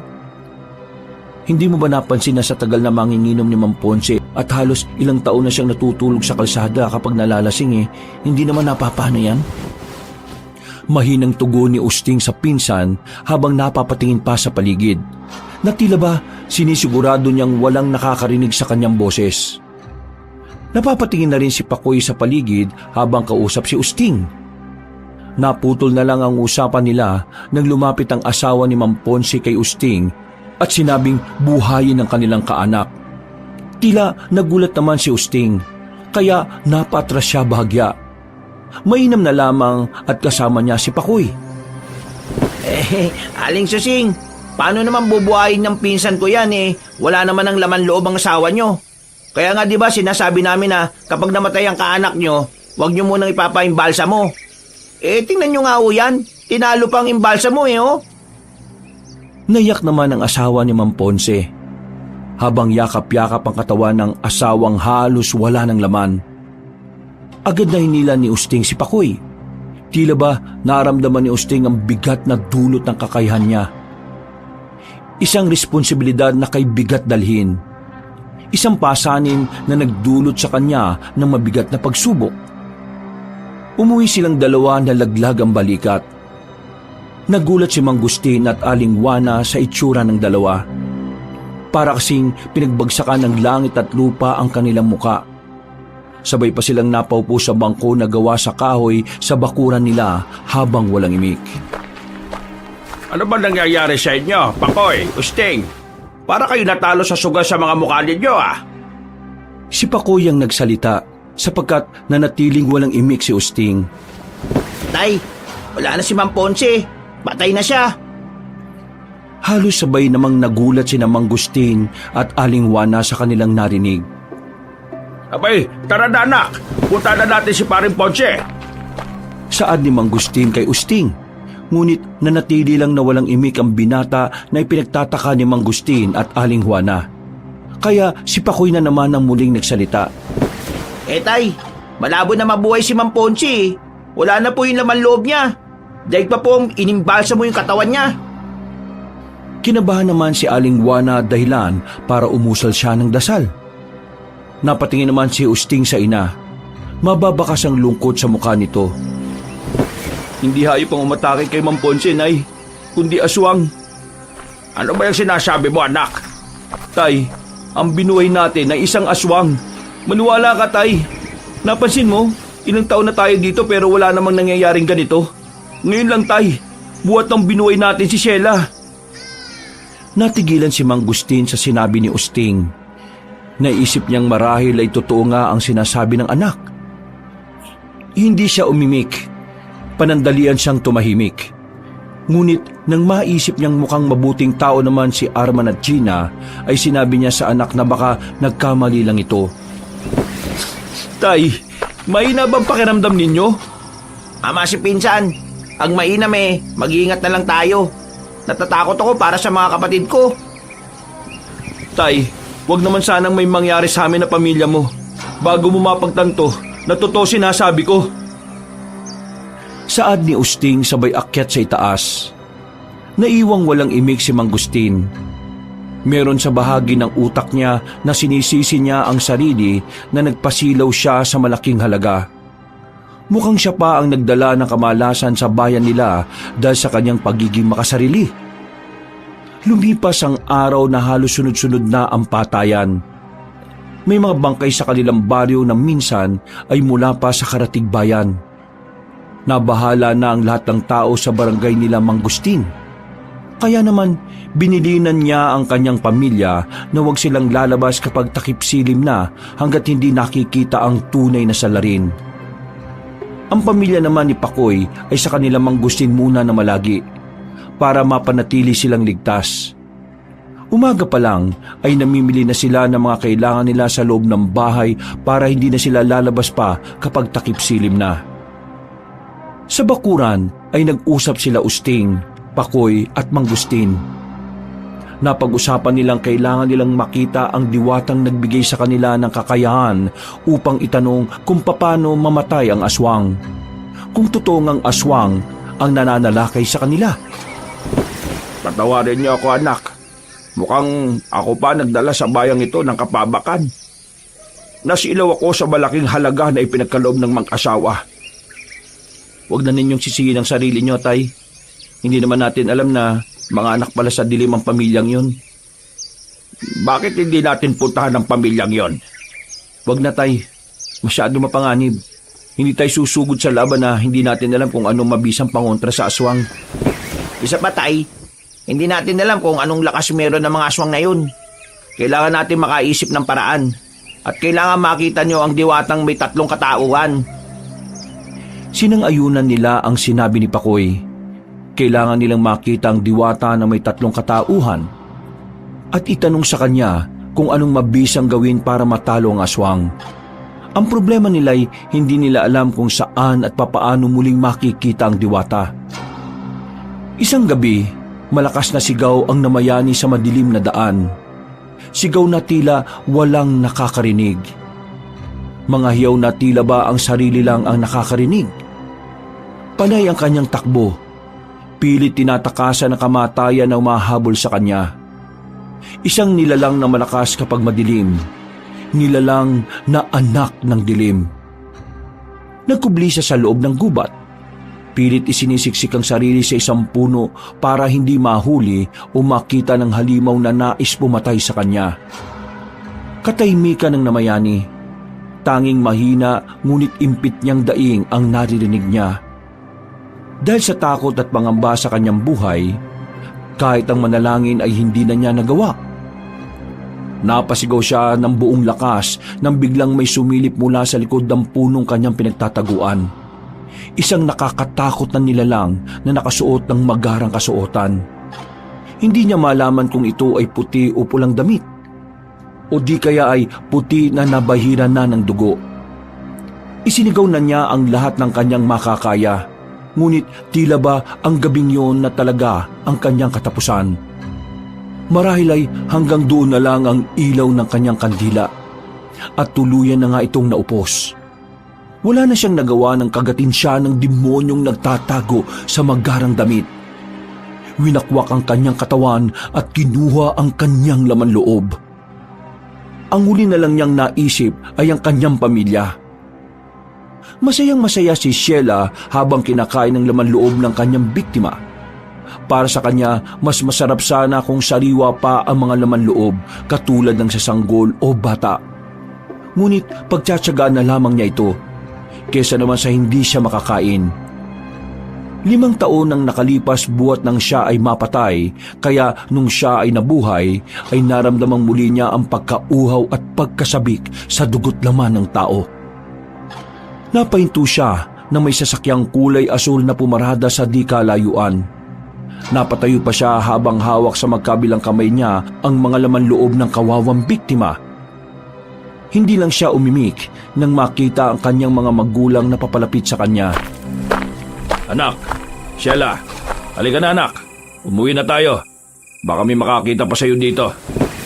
Raul, kunin mo ang dala nating lalagyan.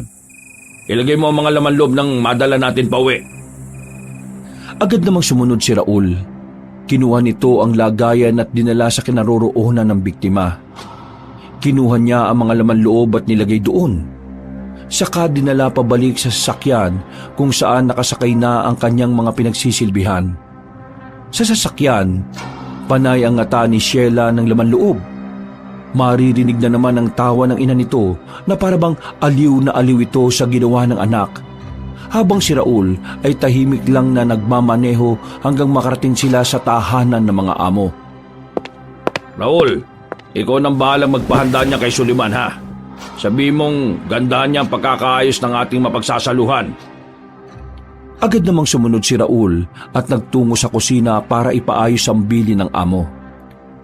Masaya namang pinagmasdan ni Arman ang kanyang mag-ina habang masayang pumapasok sa kanilang tahanan. Napatingin pa siya sa paligid habang papasok sa kanilang tahanan. Isang pagtitipon ang ginanap sa tahanan nila Arman at ang kanilang mga panauhin ay halos lahat anak ng dilim. Mga nilalang na nagmula pa sa iba't ibang lugar. Mga nilalang na natatakam sa dugot laman ng tao. Masaya ako't kayo ay nakarating sa pagtitipon na aking inihanda para sa muling pagkabuhay ng aking anak. Masaya akong makitang muli rin kayong nabuhay at muling dadami ang ating lahi. Nangangako kong iingatan na ng aking anak ang kanyang buhay. Wala na mga tagatugis sa pumaslang sa kanya. Kaya malaya na tayo makapaghahasik ng lagim sa gabi. Sigawan na tawanan ang maririnig sa tahanan nila Arman. Isang sigawan na puno ng pagbubunyi bilang muling pagkabuhay sa itinuturing nilang puso ng mga anak ng dilim.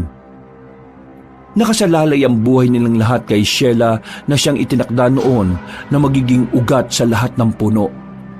Sa kanya manggagaling ang lahat ng kalakasan ng mga aswang. Kinabukasan, muling nagimbal ang baryo nila Mangustin nang makita si Juan na wala ng buhay at wakwak ang tiyan. Wala na itong halos laman loob. Namumutla rin ang katawan sa pagkaubos ng kanyang dugo. Makikita sa kanyang muka ang hirap na kanyang dinanas at mababakas din sa kanyang muka na hindi pa siya handang mamatay. Pauwi na noon si Mang Juan sa baryo nila, ngunit ginabi siya at wala siyang kaalam-alam sa panganib na naghihintay sa kanya. Nagimbal na ang lahat ng lugar sa nangyayari. Nagtalaga na rin ang mga pulisya, tanod at kawani ng lungsod para maglagay ng bantay sa gabi. Napatayo naman si Mangustin nang marinig ang sigaw ni Aling Juana. Galing ito sa bayan dahil nagatid siya ng labada. Napatayo rin ang kanyang kapatid na si Delia at asawa nito nang marinig ang kanyang sigaw. Dali-dali naman binuksan ni Mangustin ang bakuran at sinalubong si Aling Juana. Nagtataka naman si Usting at Pakoy na kagagaling lang sa likod ng kanilang bahay. Anong nangyari, Juana? Bakit ka nagsisigaw? Tanong ni Mangustin sa di halos makasagot na si Aling Juana. Halos himatayin ito sa hingal. Sa wari ni Mangustin ay nagtatatakbo ito. Pinaupo nila si Aling Juana nang himatayin ito. Nakababa na si Delia dala ang tubig habang si Usting ay dali-daling kinuha ang langis sa itaas. Walang patid ang kanilang paypay at masahe kay Aling Juana. Matagal din ito bago nagkaroon ng malay. Ano ba nangyari? Nagtatatakbo ka ba? Tanong ni Mangustin nang makamalay na si Aling Juana. Para namang maiiyak na si Aling Juana na nakatingin sa nagtatakang si Mangustin. Naiyak naman si Aling Juana na mas lalong ipinagtaka ni Mangustin. Ngunit Ang mas ikinagulat niya ay ang kasunod na sinabi ni Aling Juana na si Mang Juan daw na kaibigan niya ay patay na. Halos sumiwalay ang kaluluwa ni Mang Gustin sa nalaman niya. Maging si Usting at Pakoy na madalas kausap si Mang Juan ay hindi rin makapaniwala. Sino naman ang papatay kay Mang Juan? Napakabuti nitong tao at kaibigan. Napakamasayahin pa nito na akala mo ay walang problemang dinadala sa buhay. Ang madalas nitong sabihin sa kanila ay ang problema, bigyan mo ng problema. Hayaan mo siyang mamroblema sa iyo at tingnan mo, aalis din yan. Sabay tatawa ng malakas. Sinabi ni Aling Juana na marahil ay pauwi pa lang si Mang Juan sa kanilang baryo. Ang mga dala niya ay natagpuan sa kalsada, ngunit ang katawan ni Mang Juan ay sa gubat natagpuan. Wala nang laman halos ang kanyang katawan. Wala na ang mga laman loob. Ang aswang tsaka may kagagawan nito. Tama ka, iho. Aswang nga ang may gawa yan. Napalingon silang lahat ng marinig ang boses ng matandang lalaki. Tila nabuhayan naman ng loob si Mang Gustin at Usting nang mapagsino ang nasa kanilang likuran. Alam nila kung sino ito. Magbalat kayo man ito'y ramdam nila na ito ang diwata. Pinapasok ni Mang Gustin na matanda. Nagmano pa sa kanya ang mga nakababatang kapatid ni Pakoy. Nag-aalangan man ay hindi na pumalag ang diwata o inkantado. Magagandang asal na napanatili. Maganda yan. Ngunit, maaari ko bang makausap si Gustin at Usting ng sarilinan? Saad ni Aripa sabay tingin kay Pakoy. Napatingin pa si Pakoy kay Usting at Mang Gustin. At tila nahulaan naman ng binata ang nais na matanda.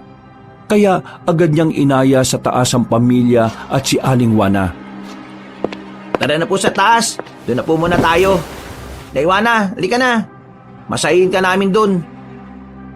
Sumunod naman si Aling Juana kay Pakoy na bakas pa rin ng pagtataka. Tinanong pa niya ang binata kung sino ang bisita na kanyang mag-ama.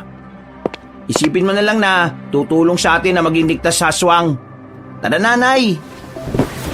Wala nang magawa si Aling Juana kundi ang sumunod kay Pakoy.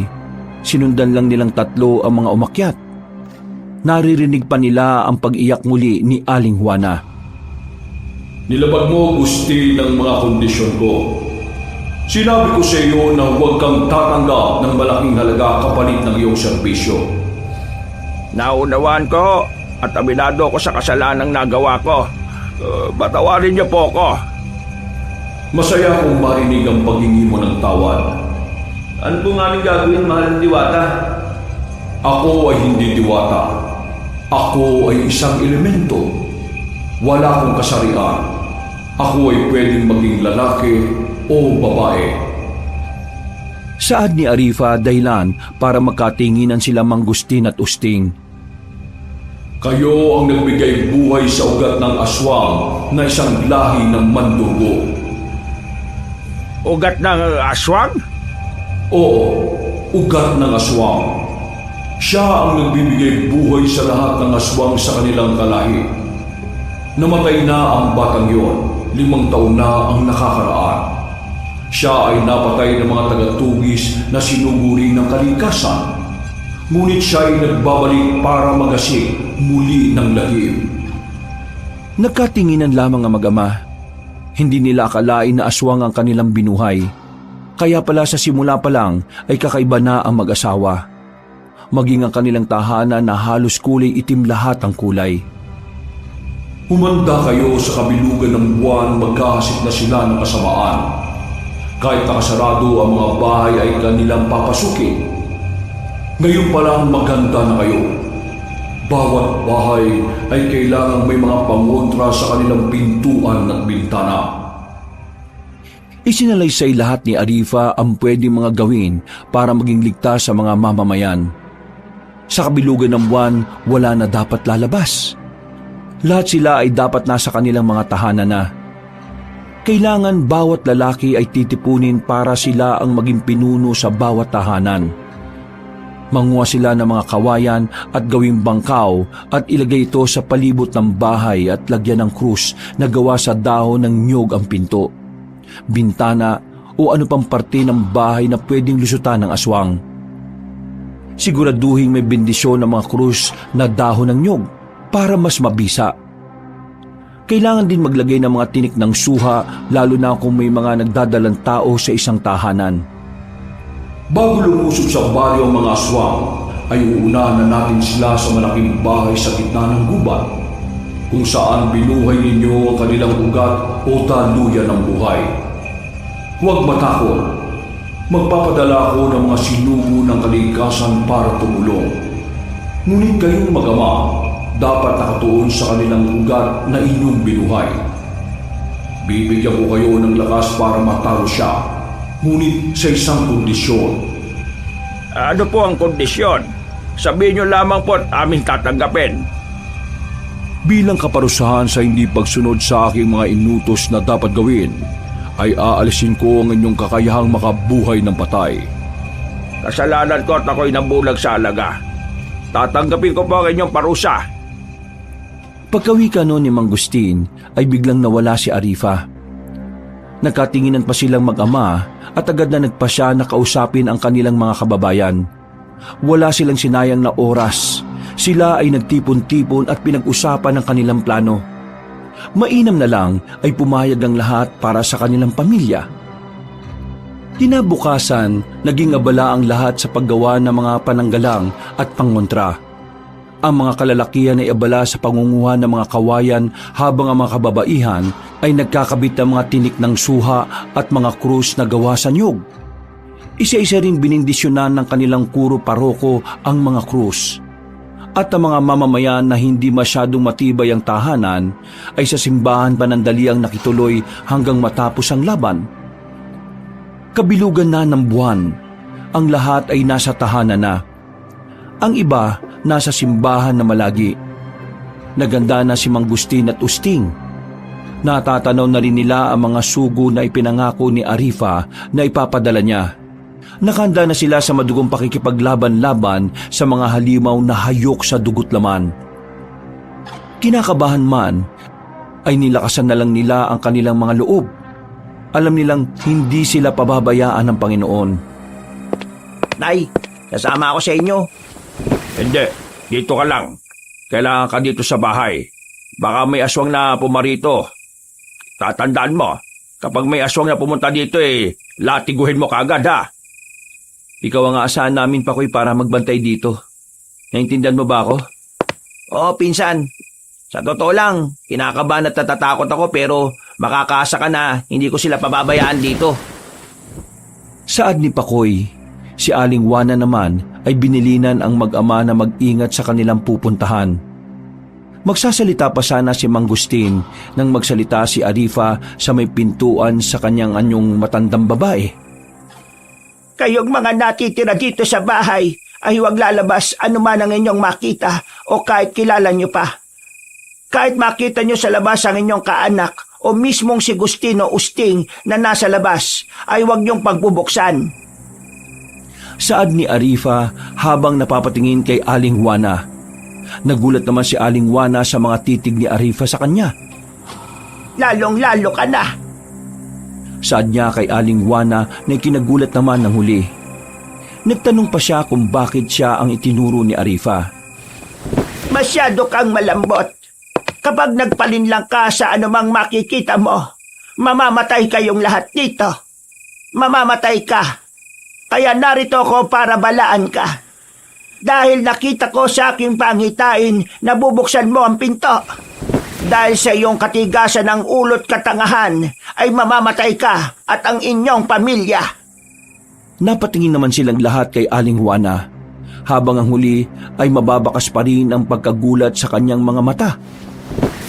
Maniwala ka. Ikaw ang magpapahamak sa mga kasamahan mo. Madali kang malinlang. Kaya kung papayag kay, itatali kita at tatakpan ko ang iyong mga mata at ang iyong tenga hanggang matapos ang labanan.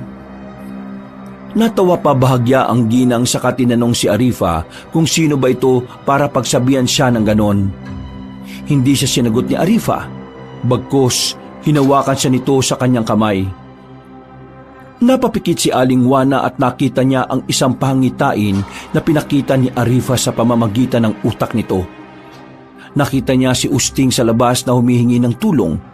Sugatan nito at puno ng dugo ang katawan. Nakita niya kung paano siya pinigilan ni Pakoy, ngunit matigas ang kanyang ulo. Binuksan niya ang pinto at bumungad ang mga nilalang na nakakatakot. Nakita niya kung paano paslangin ng mga aswang ang kanyang mga kasama sa bahay at maging siya. Hinihingal si Aling Juana nang alisin ni Arifa ang kanyang kamay.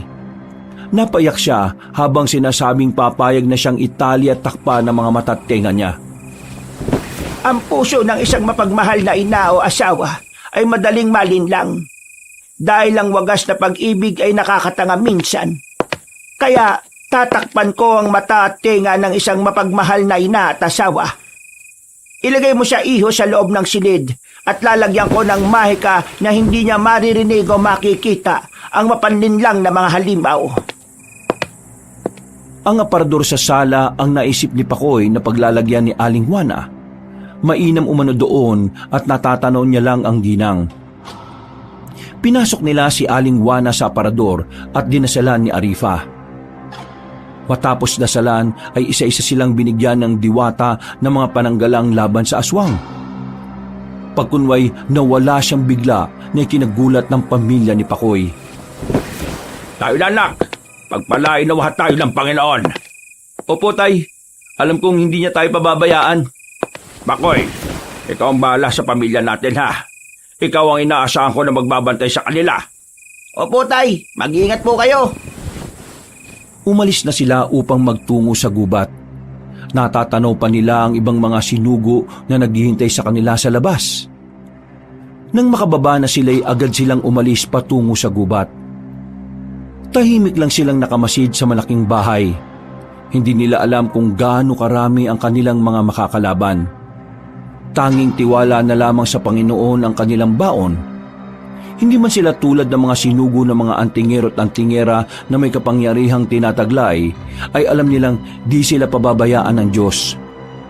Napatingin sila sa kalangitan. Ilang minuto na lang ay lalabas na ang buwan. Usting, kung ano ang iyong ibinigay sa batang aswang ay siya rin yung babawiin. Huwag ka matakot. Kami ng aking mga sinugo ay susunod sa inyo. Nagkatinginan si Usting at Mangustin. Mababa ka sa kanilang muka ang kaba, ngunit nababanaag rin ang pagiging porsigido nila na mabawi anuman ang kanilang ibinigay.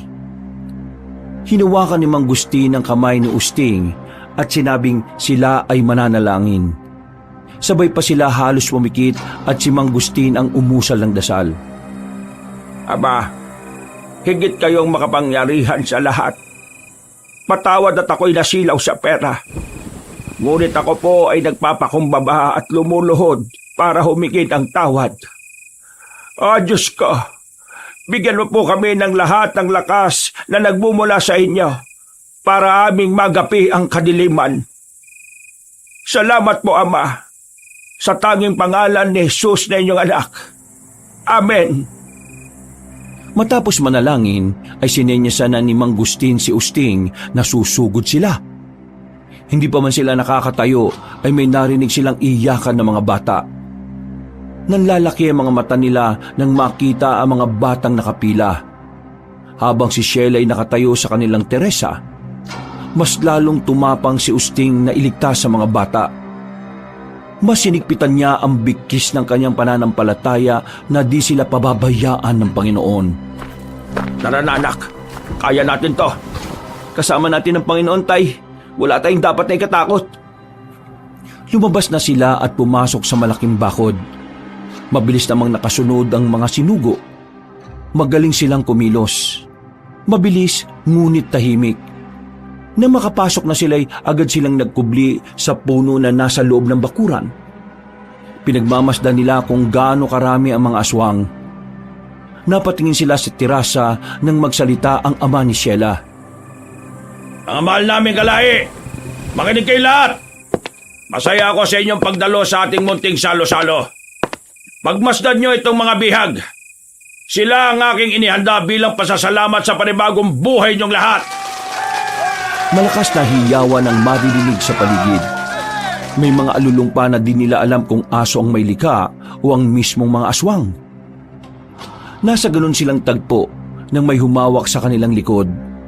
Muntik pa silang mapasigaw, ngunit agad silang sinenyasan nito na huwag maingay.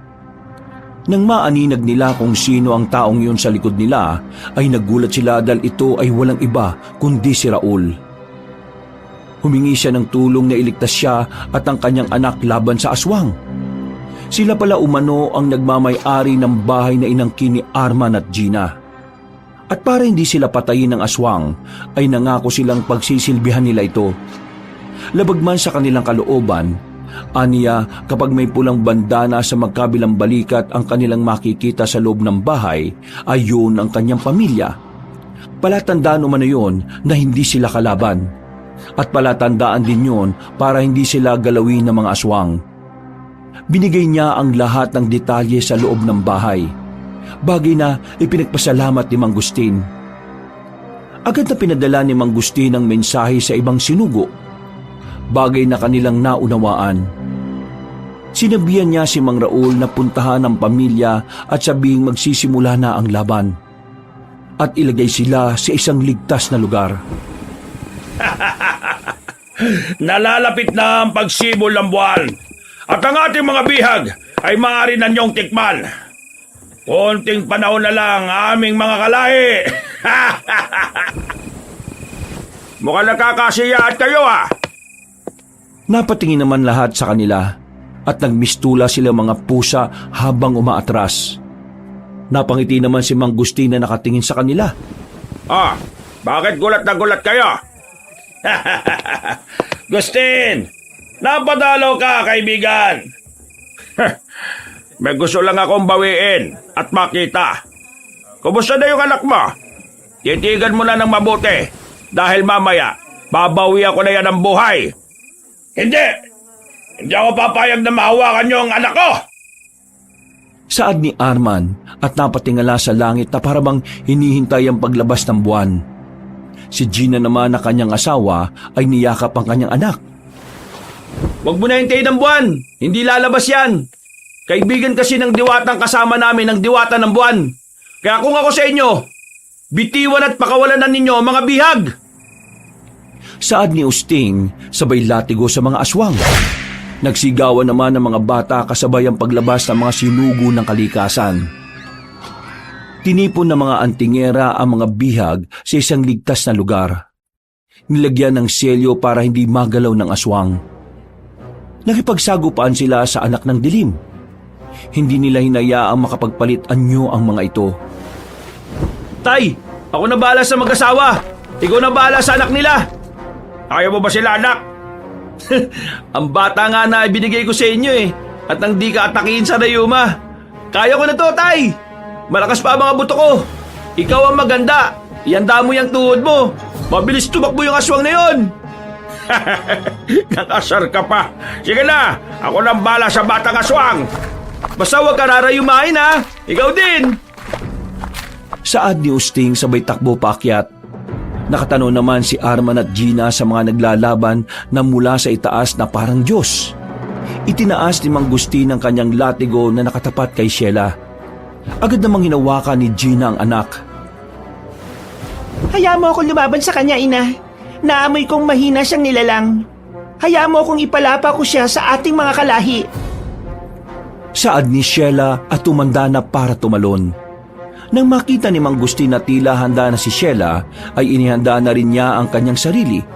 Ngunit walang kaalam-alam si Mang Gustin na sumapi sa katawan niya ang elementong si Arifa. Pagkababa ni Sheila mula sa terasa sa taas ng kanilang bahay, ay agad siyang sumugod kay Mang Gustin. Ngunit di pa man siya nakakalapit ay tinamaan na siya ng hagupit ng latigo. Dahilan para mapahiyaw siya ng malakas. Anak! Sigaw ni Arman na akto ng tatalon, ngunit di natuloy dahil pinigilan sila ni Usting. Hoy! Saan ka pupunta? Tatalong ka ba? Bumalik ka dito! Ako ang harapin yung dalawa! Saad ni Usting, at walang habas na nilatigo ang dalawa. Napasigaw si Arman at Gina na ikinalingon ni Sheila. Para siyang pusang galit habang napapatingin sa mga magulang na nakikipagpambuno kay Usting. Bago pa man siya makabalik, ay may pumulupot na lubid sa kanyang paa. Napasigaw na lamang siya nang hilahin siya nito. Batang pasaway! Tayo magtutuos! Pagbabayaran mo ang ginawa mo sa kaibigan ko si Juan! Bitiwan mo ako, matandang kuklaban! Huwag mong hintayin tanggalin ko ang mga lasbag mong laman loob at ipakain ko sa mga kalahi ko! Talaga ba? Halika, tignan natin ang pinagyayabang mong lakas. Baka ang hukluban na ito ang papatay sa'yo at ipakain ka sa mga kalahi mo. Ang dami mong pinatay, halimaw ka! Saad ni Mang Gustin kay Sheila na nagbago na ng boses. Nahawakan niya ang mukha ng dalaga ngunit sinipa siya nito dahilan para tumilapon siya palayo. Napalingon si Sheila sa kanyang magulang at akto ng lilipad ngunit tila may pumigil sa kanya. Pagtingin niya sa kanyang mga paa ay 2 lubid na ang nakatali. Napasigaw siya nang hilahin siya nito muling pababa at walang haba siyang binalibag ni Mang Gustin sa puno. Saan ka pupunta? Hindi ba tayo tapos na mag-usap? Wala kang galang? Magbabayad ka sa oras na makaalis ako dito. Papatayin kita. Gawin mo kung kaya mo! Saad ni Mang Gustin, sabay hagupit kay Sheila. Impit na namimilipit ang dalaga sa sakit ng latigo ngunit tumayo pa rin ito at sinugod si Mang Gustin. Nakailag si Mang Gustin sa pagsugod ng dalaga. Nagtataka naman si Sheila kung paano nailaga na matanda ang kanyang pagsugod. Gayong naamoy niyang isang ordinaryong tao lamang ito. Paano mo nailagan ang mga sugod ko, matandang hukluban? Ewan, hindi ko alam. O baka naman, ikaw lang ang mahila. Tiimang bagang ni Sheila na tumingin kay Mang Gustin. Naaliw naman na matanda sa gigil na nakikita niya sa kaharap. Gusto niya itong magalit ng gusto para mapagod kakasugod sa kanya. At kapag napagod na ang dalagita, ay sa kanya babawiin ang buhay na ipinagkaloob niya. Hala, galit ka na ba, iha? Maaring mas magagalit ka pa. Kapag nakita mo yun, oh! Saad ni Mang Gustin sabay turo sa Teresa, kung saan napatay na ni Usting ang kanyang mga magulang. Dilat ang mga mata ng putol na ulo ng kanyang mga magulang habang hawak ito ni Usting. Nanlalaki ang mga mata ni Sheila at tila ba magbabagong anyo na ito. Isang malakas na alulong ang kanyang pinakawalan. Nang makita ng mga halimaw ang ulo ng mag-asawa ay nagsigawan sila. Bigla silang lumakas at mas naging mabangis pa. Itinapon ni Usting ang ulo ng mga magulang ni Sheila sa ibaba. Para itong bolang nagpagulong-gulong sa lupa. Kasabay noon ay sinindihan ng mga sinugo ng kalikasan. Napasigaw ng malakas si Sheila. Namumula ang kanyang mga mata at humaba ang kanyang mga kuko. Nagulat si Usting sa kanyang nakita. Hindi niya akalain na ganun kalakas ang dalaga. Samantalang si Mang Gustin ay kalmado lang na nakatingin sa kaharap. Yan! Yan ang anyong hinihintay ko! Madugong laban para sa madugong gabi! Saad ni Mang Gustin na walang kamalay-malay na si Arifa na ang nasa loob ng kanyang katawan. Naganda na si Mang Gustin na lumaban.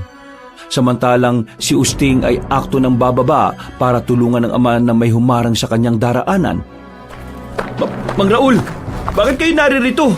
Masyado mapanganib sa lugar na to. Saad niya sa katiwala ng mga aswang. Napangiti naman si Mang Raul kasama ang kanyang pamilya na ipinagtaka ni Usting. Napatingin siya sa magkabilang balikat ngunit walang mga pulang benda katulad ng kanyang sinabi. Naganda si Usting nang biglang sumugod ang mga ito. Agad naman niyang pinaghahagupit ng kanyang latigo ang pamilya ni Mang Raul. Maya-maya, nag-anyong si Pakoy ang kaninang si Mang Raul. Sinabi niya kay Usting na huwag siyang saktan. Ay, tulig! Nagkamali ka ng nililin lang. Akala mo maniniwala ko? Hindi, no? Saad niyang walang habas na pinaglalatigo ang nagpapanggap na si Mang Raul at Pakoy. Halos mamilipit na sa sakit ang aswang. Pagkuway, sinabuyan niya ng asin na halos lumuwa ang mata ng halimaw. Agad niya itong nilatigong muli at sinabuyan ng banal na tubig dahilan para mag-usok ang buong katawan nito. at agad din niyang sinilaban para di na muling mabuhay pa. Samantala, kay Mang Gustin ay nagpangbuno silang dalawa ni Sheila. Aliw na aliw namang nakikipaglaban si Aripa sa aswang sa katawan ni Mang Gustin. Panay ang kanyang tawa habang nakikipaglaban. Ano iha? Yan na ba ang pinakamalakas mong banat? Umululong si Sheila at ibinuhos na niya ang kanyang lakas. Napigtas ang tali sa kanyang paa at mabilis na sumugod kay Mang Gustin. Ngunit sa isang kisap matay, nahawakan ni Mang Gustin ang kanyang mukha ng mahigpit na mahigpit. Halos lumuwa ang mata ni Sheila sa sobrang higpit ng pagkakahawak ni Mang Gustin. Ibinuhos na ni Mang Gustin ang buong lakas niya sa pagkakahawak sa dalaga. Galit din ang kanyang nararamdaman nang maalala ang pagkamatay ng kanyang kaibigang si Mang Juan. Nasa ganun siyang tagpo nang marinig ang impit na iyak ni Sheila. Nang kanyang titigan ay si Aling Juana na ang kanyang hawak. Gusting, mahal ko. Nasasaktan ako. Bitiwan mo ako, mahal ko. Juana, ikaw ba talaga yan? Oo, mahal ko. Bitiwan mo ako. Nasasaktan na ako. Niluwagan ni Mang Gustin ang pagkakahawak sa mukha ni Sheila na nagbalat kayo bilang si Aling Juana. Lihim namang napangiti ang dalaga, ngunit nagulat na lang siya nang muling hinigpitan ni Mang Gustin ang pagkakahawak sa pisngi niya, bagay na kanyang ikinangiwi. Ha? Akala mo ba malilinlang mo ko? Pues hindi! Dahil ang asawa ko kahit kailan, hindi ako tinawag na mahal ko. Ano man ang tawagan namin, kami lang ang nakakaalam. Kaya magpaalam ka na sa katawan mong halimaw ka! Saad ni Mang Gustin, sabay hagod sa likod ni Sheila pataas. Tila ba may hinihila siya palabas sa katawan ng dalaga. Bahagyan niyang inilapit sa bibig ng dalaga ang kanyang bibig at tila hinigop ang hangin palabas sa katawan ni Sheila. Sumigaw si Sheila ng buong lakas. Nanlalaki ang kanyang mga mata at animoy nawala ng lakas ang kanyang katawan. Para siyang gulong ng bisikleta na nawala ng hangin dahilan para maging lantang gulay siya. Napasigaw ang mga aswang na natira na parabang nauubusan sila ng hangin sa katawan. Ang iba'y gumagapang papalabas sa malaking bahay, ngunit agad na sinilaban ng mga sinugo. Nagkalat ang dugo at katawang patay sa gabing yun. Ang katawan ni Sheila ay nagmistulang nilamukos na papel dahil sa pagkakaupos. Napaupo si Mang Gustin nang lumabas si Arifa sa kanyang katawan. Dali-dali namang lumapit si Usting sa ama. Tay! Tay! Ang galing nyo! Parang wala kayong rayuma kung makipaglaban kanina. Loko ka talaga. Parang hindi ako nakikipaglaban kanina, anak. Hindi ko akalain na matatalo ko yung aswang na yon. Pakiramdam ko sinapian ako. Ay naku tay, kung sino man ang sumapi sa inyo, salamat sa kanya. Tama ka, anak. Hindi talaga tayo pinababayaan ng Diyos. Hay, nako, salamat din sa mga sinugo ng diwata. Tinipon nila ang mga katawan ng aswang at saka sinilaban. Siniguro nilang walang naiwan ng aswang sa paligid. Ang mga bihag ay pinauwi sa kani-kanilang pamilya. At ang pamilya ni Mang Raul ay pinalaya ni Arifa mula sa sumpa ng mga aswang. Siniguro pa ni Mang Gustin kung hindi ba talaga aswang ang pamilya niya. Bagay na ikinatawa ni Mang Raul. Aniya, lilinisin nila ang kanilang tahanan at ibabalik ang dati nitong ganda. At ang kanyang mga santo na nakatambak sa kanilang sikretong silid ay ilalabas niyang muli ang mga yon. Nagpasalamat din si Mang Raul kay Usting at Mang Gustin at sinabing magiging bukas ang kanyang tahanan para sa lahat. Muli nilang ibabalik ang makukulay nitong paligid at muling pabibindisyonan para muling manahan ang Panginoon sa kanilang tahanan. Dahil dyan naniniwala na ako. Saad ni Mang Gustin na ikinatawa nila. Nagpaalam na sila sa pamilya at sinabing babalik sila para tumulong sa pagtatanim ng mga bulaklak. Bagay na ipinagpasalamat ni Mang Raul. Umalis na sila kasama ang iba pang mga sinugo at si Arifa sa anyong paru-paro.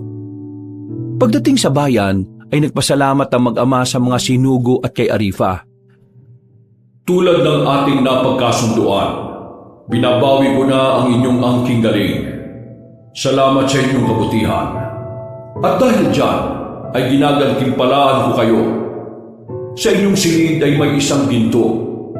Kunin mo at ibenta mo para gumanda ang inyong buhay nang hindi na kayo kutsain ng sinuman. Ngunit sobra na po kung bibigyan niyo pa kami ng gantimpala. Maliit na bagay kung tutuusin. Ipangako mo lamang na hindi kayo magbabago. Sa kabila ng kasalanan na nagawa ng aking ama, sobra po ako nagpapasalamat dahil binigyan niyo pa kami ng isang bagay para makamit namin ang pagbabagong buhay. Pangako po, hindi kami magbabago kahit makamit namin ang lahat ng kayamanan dito sa lupa. Kasabay noon ay naglaho na si Arifa at ang mga sinugo. Masaya silang umuwi at muling nakapiling ang pamilya. Nang kanilang tingnan ng silid ay totoo ngang may ginto. Ginamit nila ito sa tama, dahilan para sila ay magkaroon ng magandang buhay. Nagpatayo sila ng tahanan na simple ngunit maayos. Nagtayo ng maliit na negosyo at tumulong sa pagpapaganda ng kanilang bayan.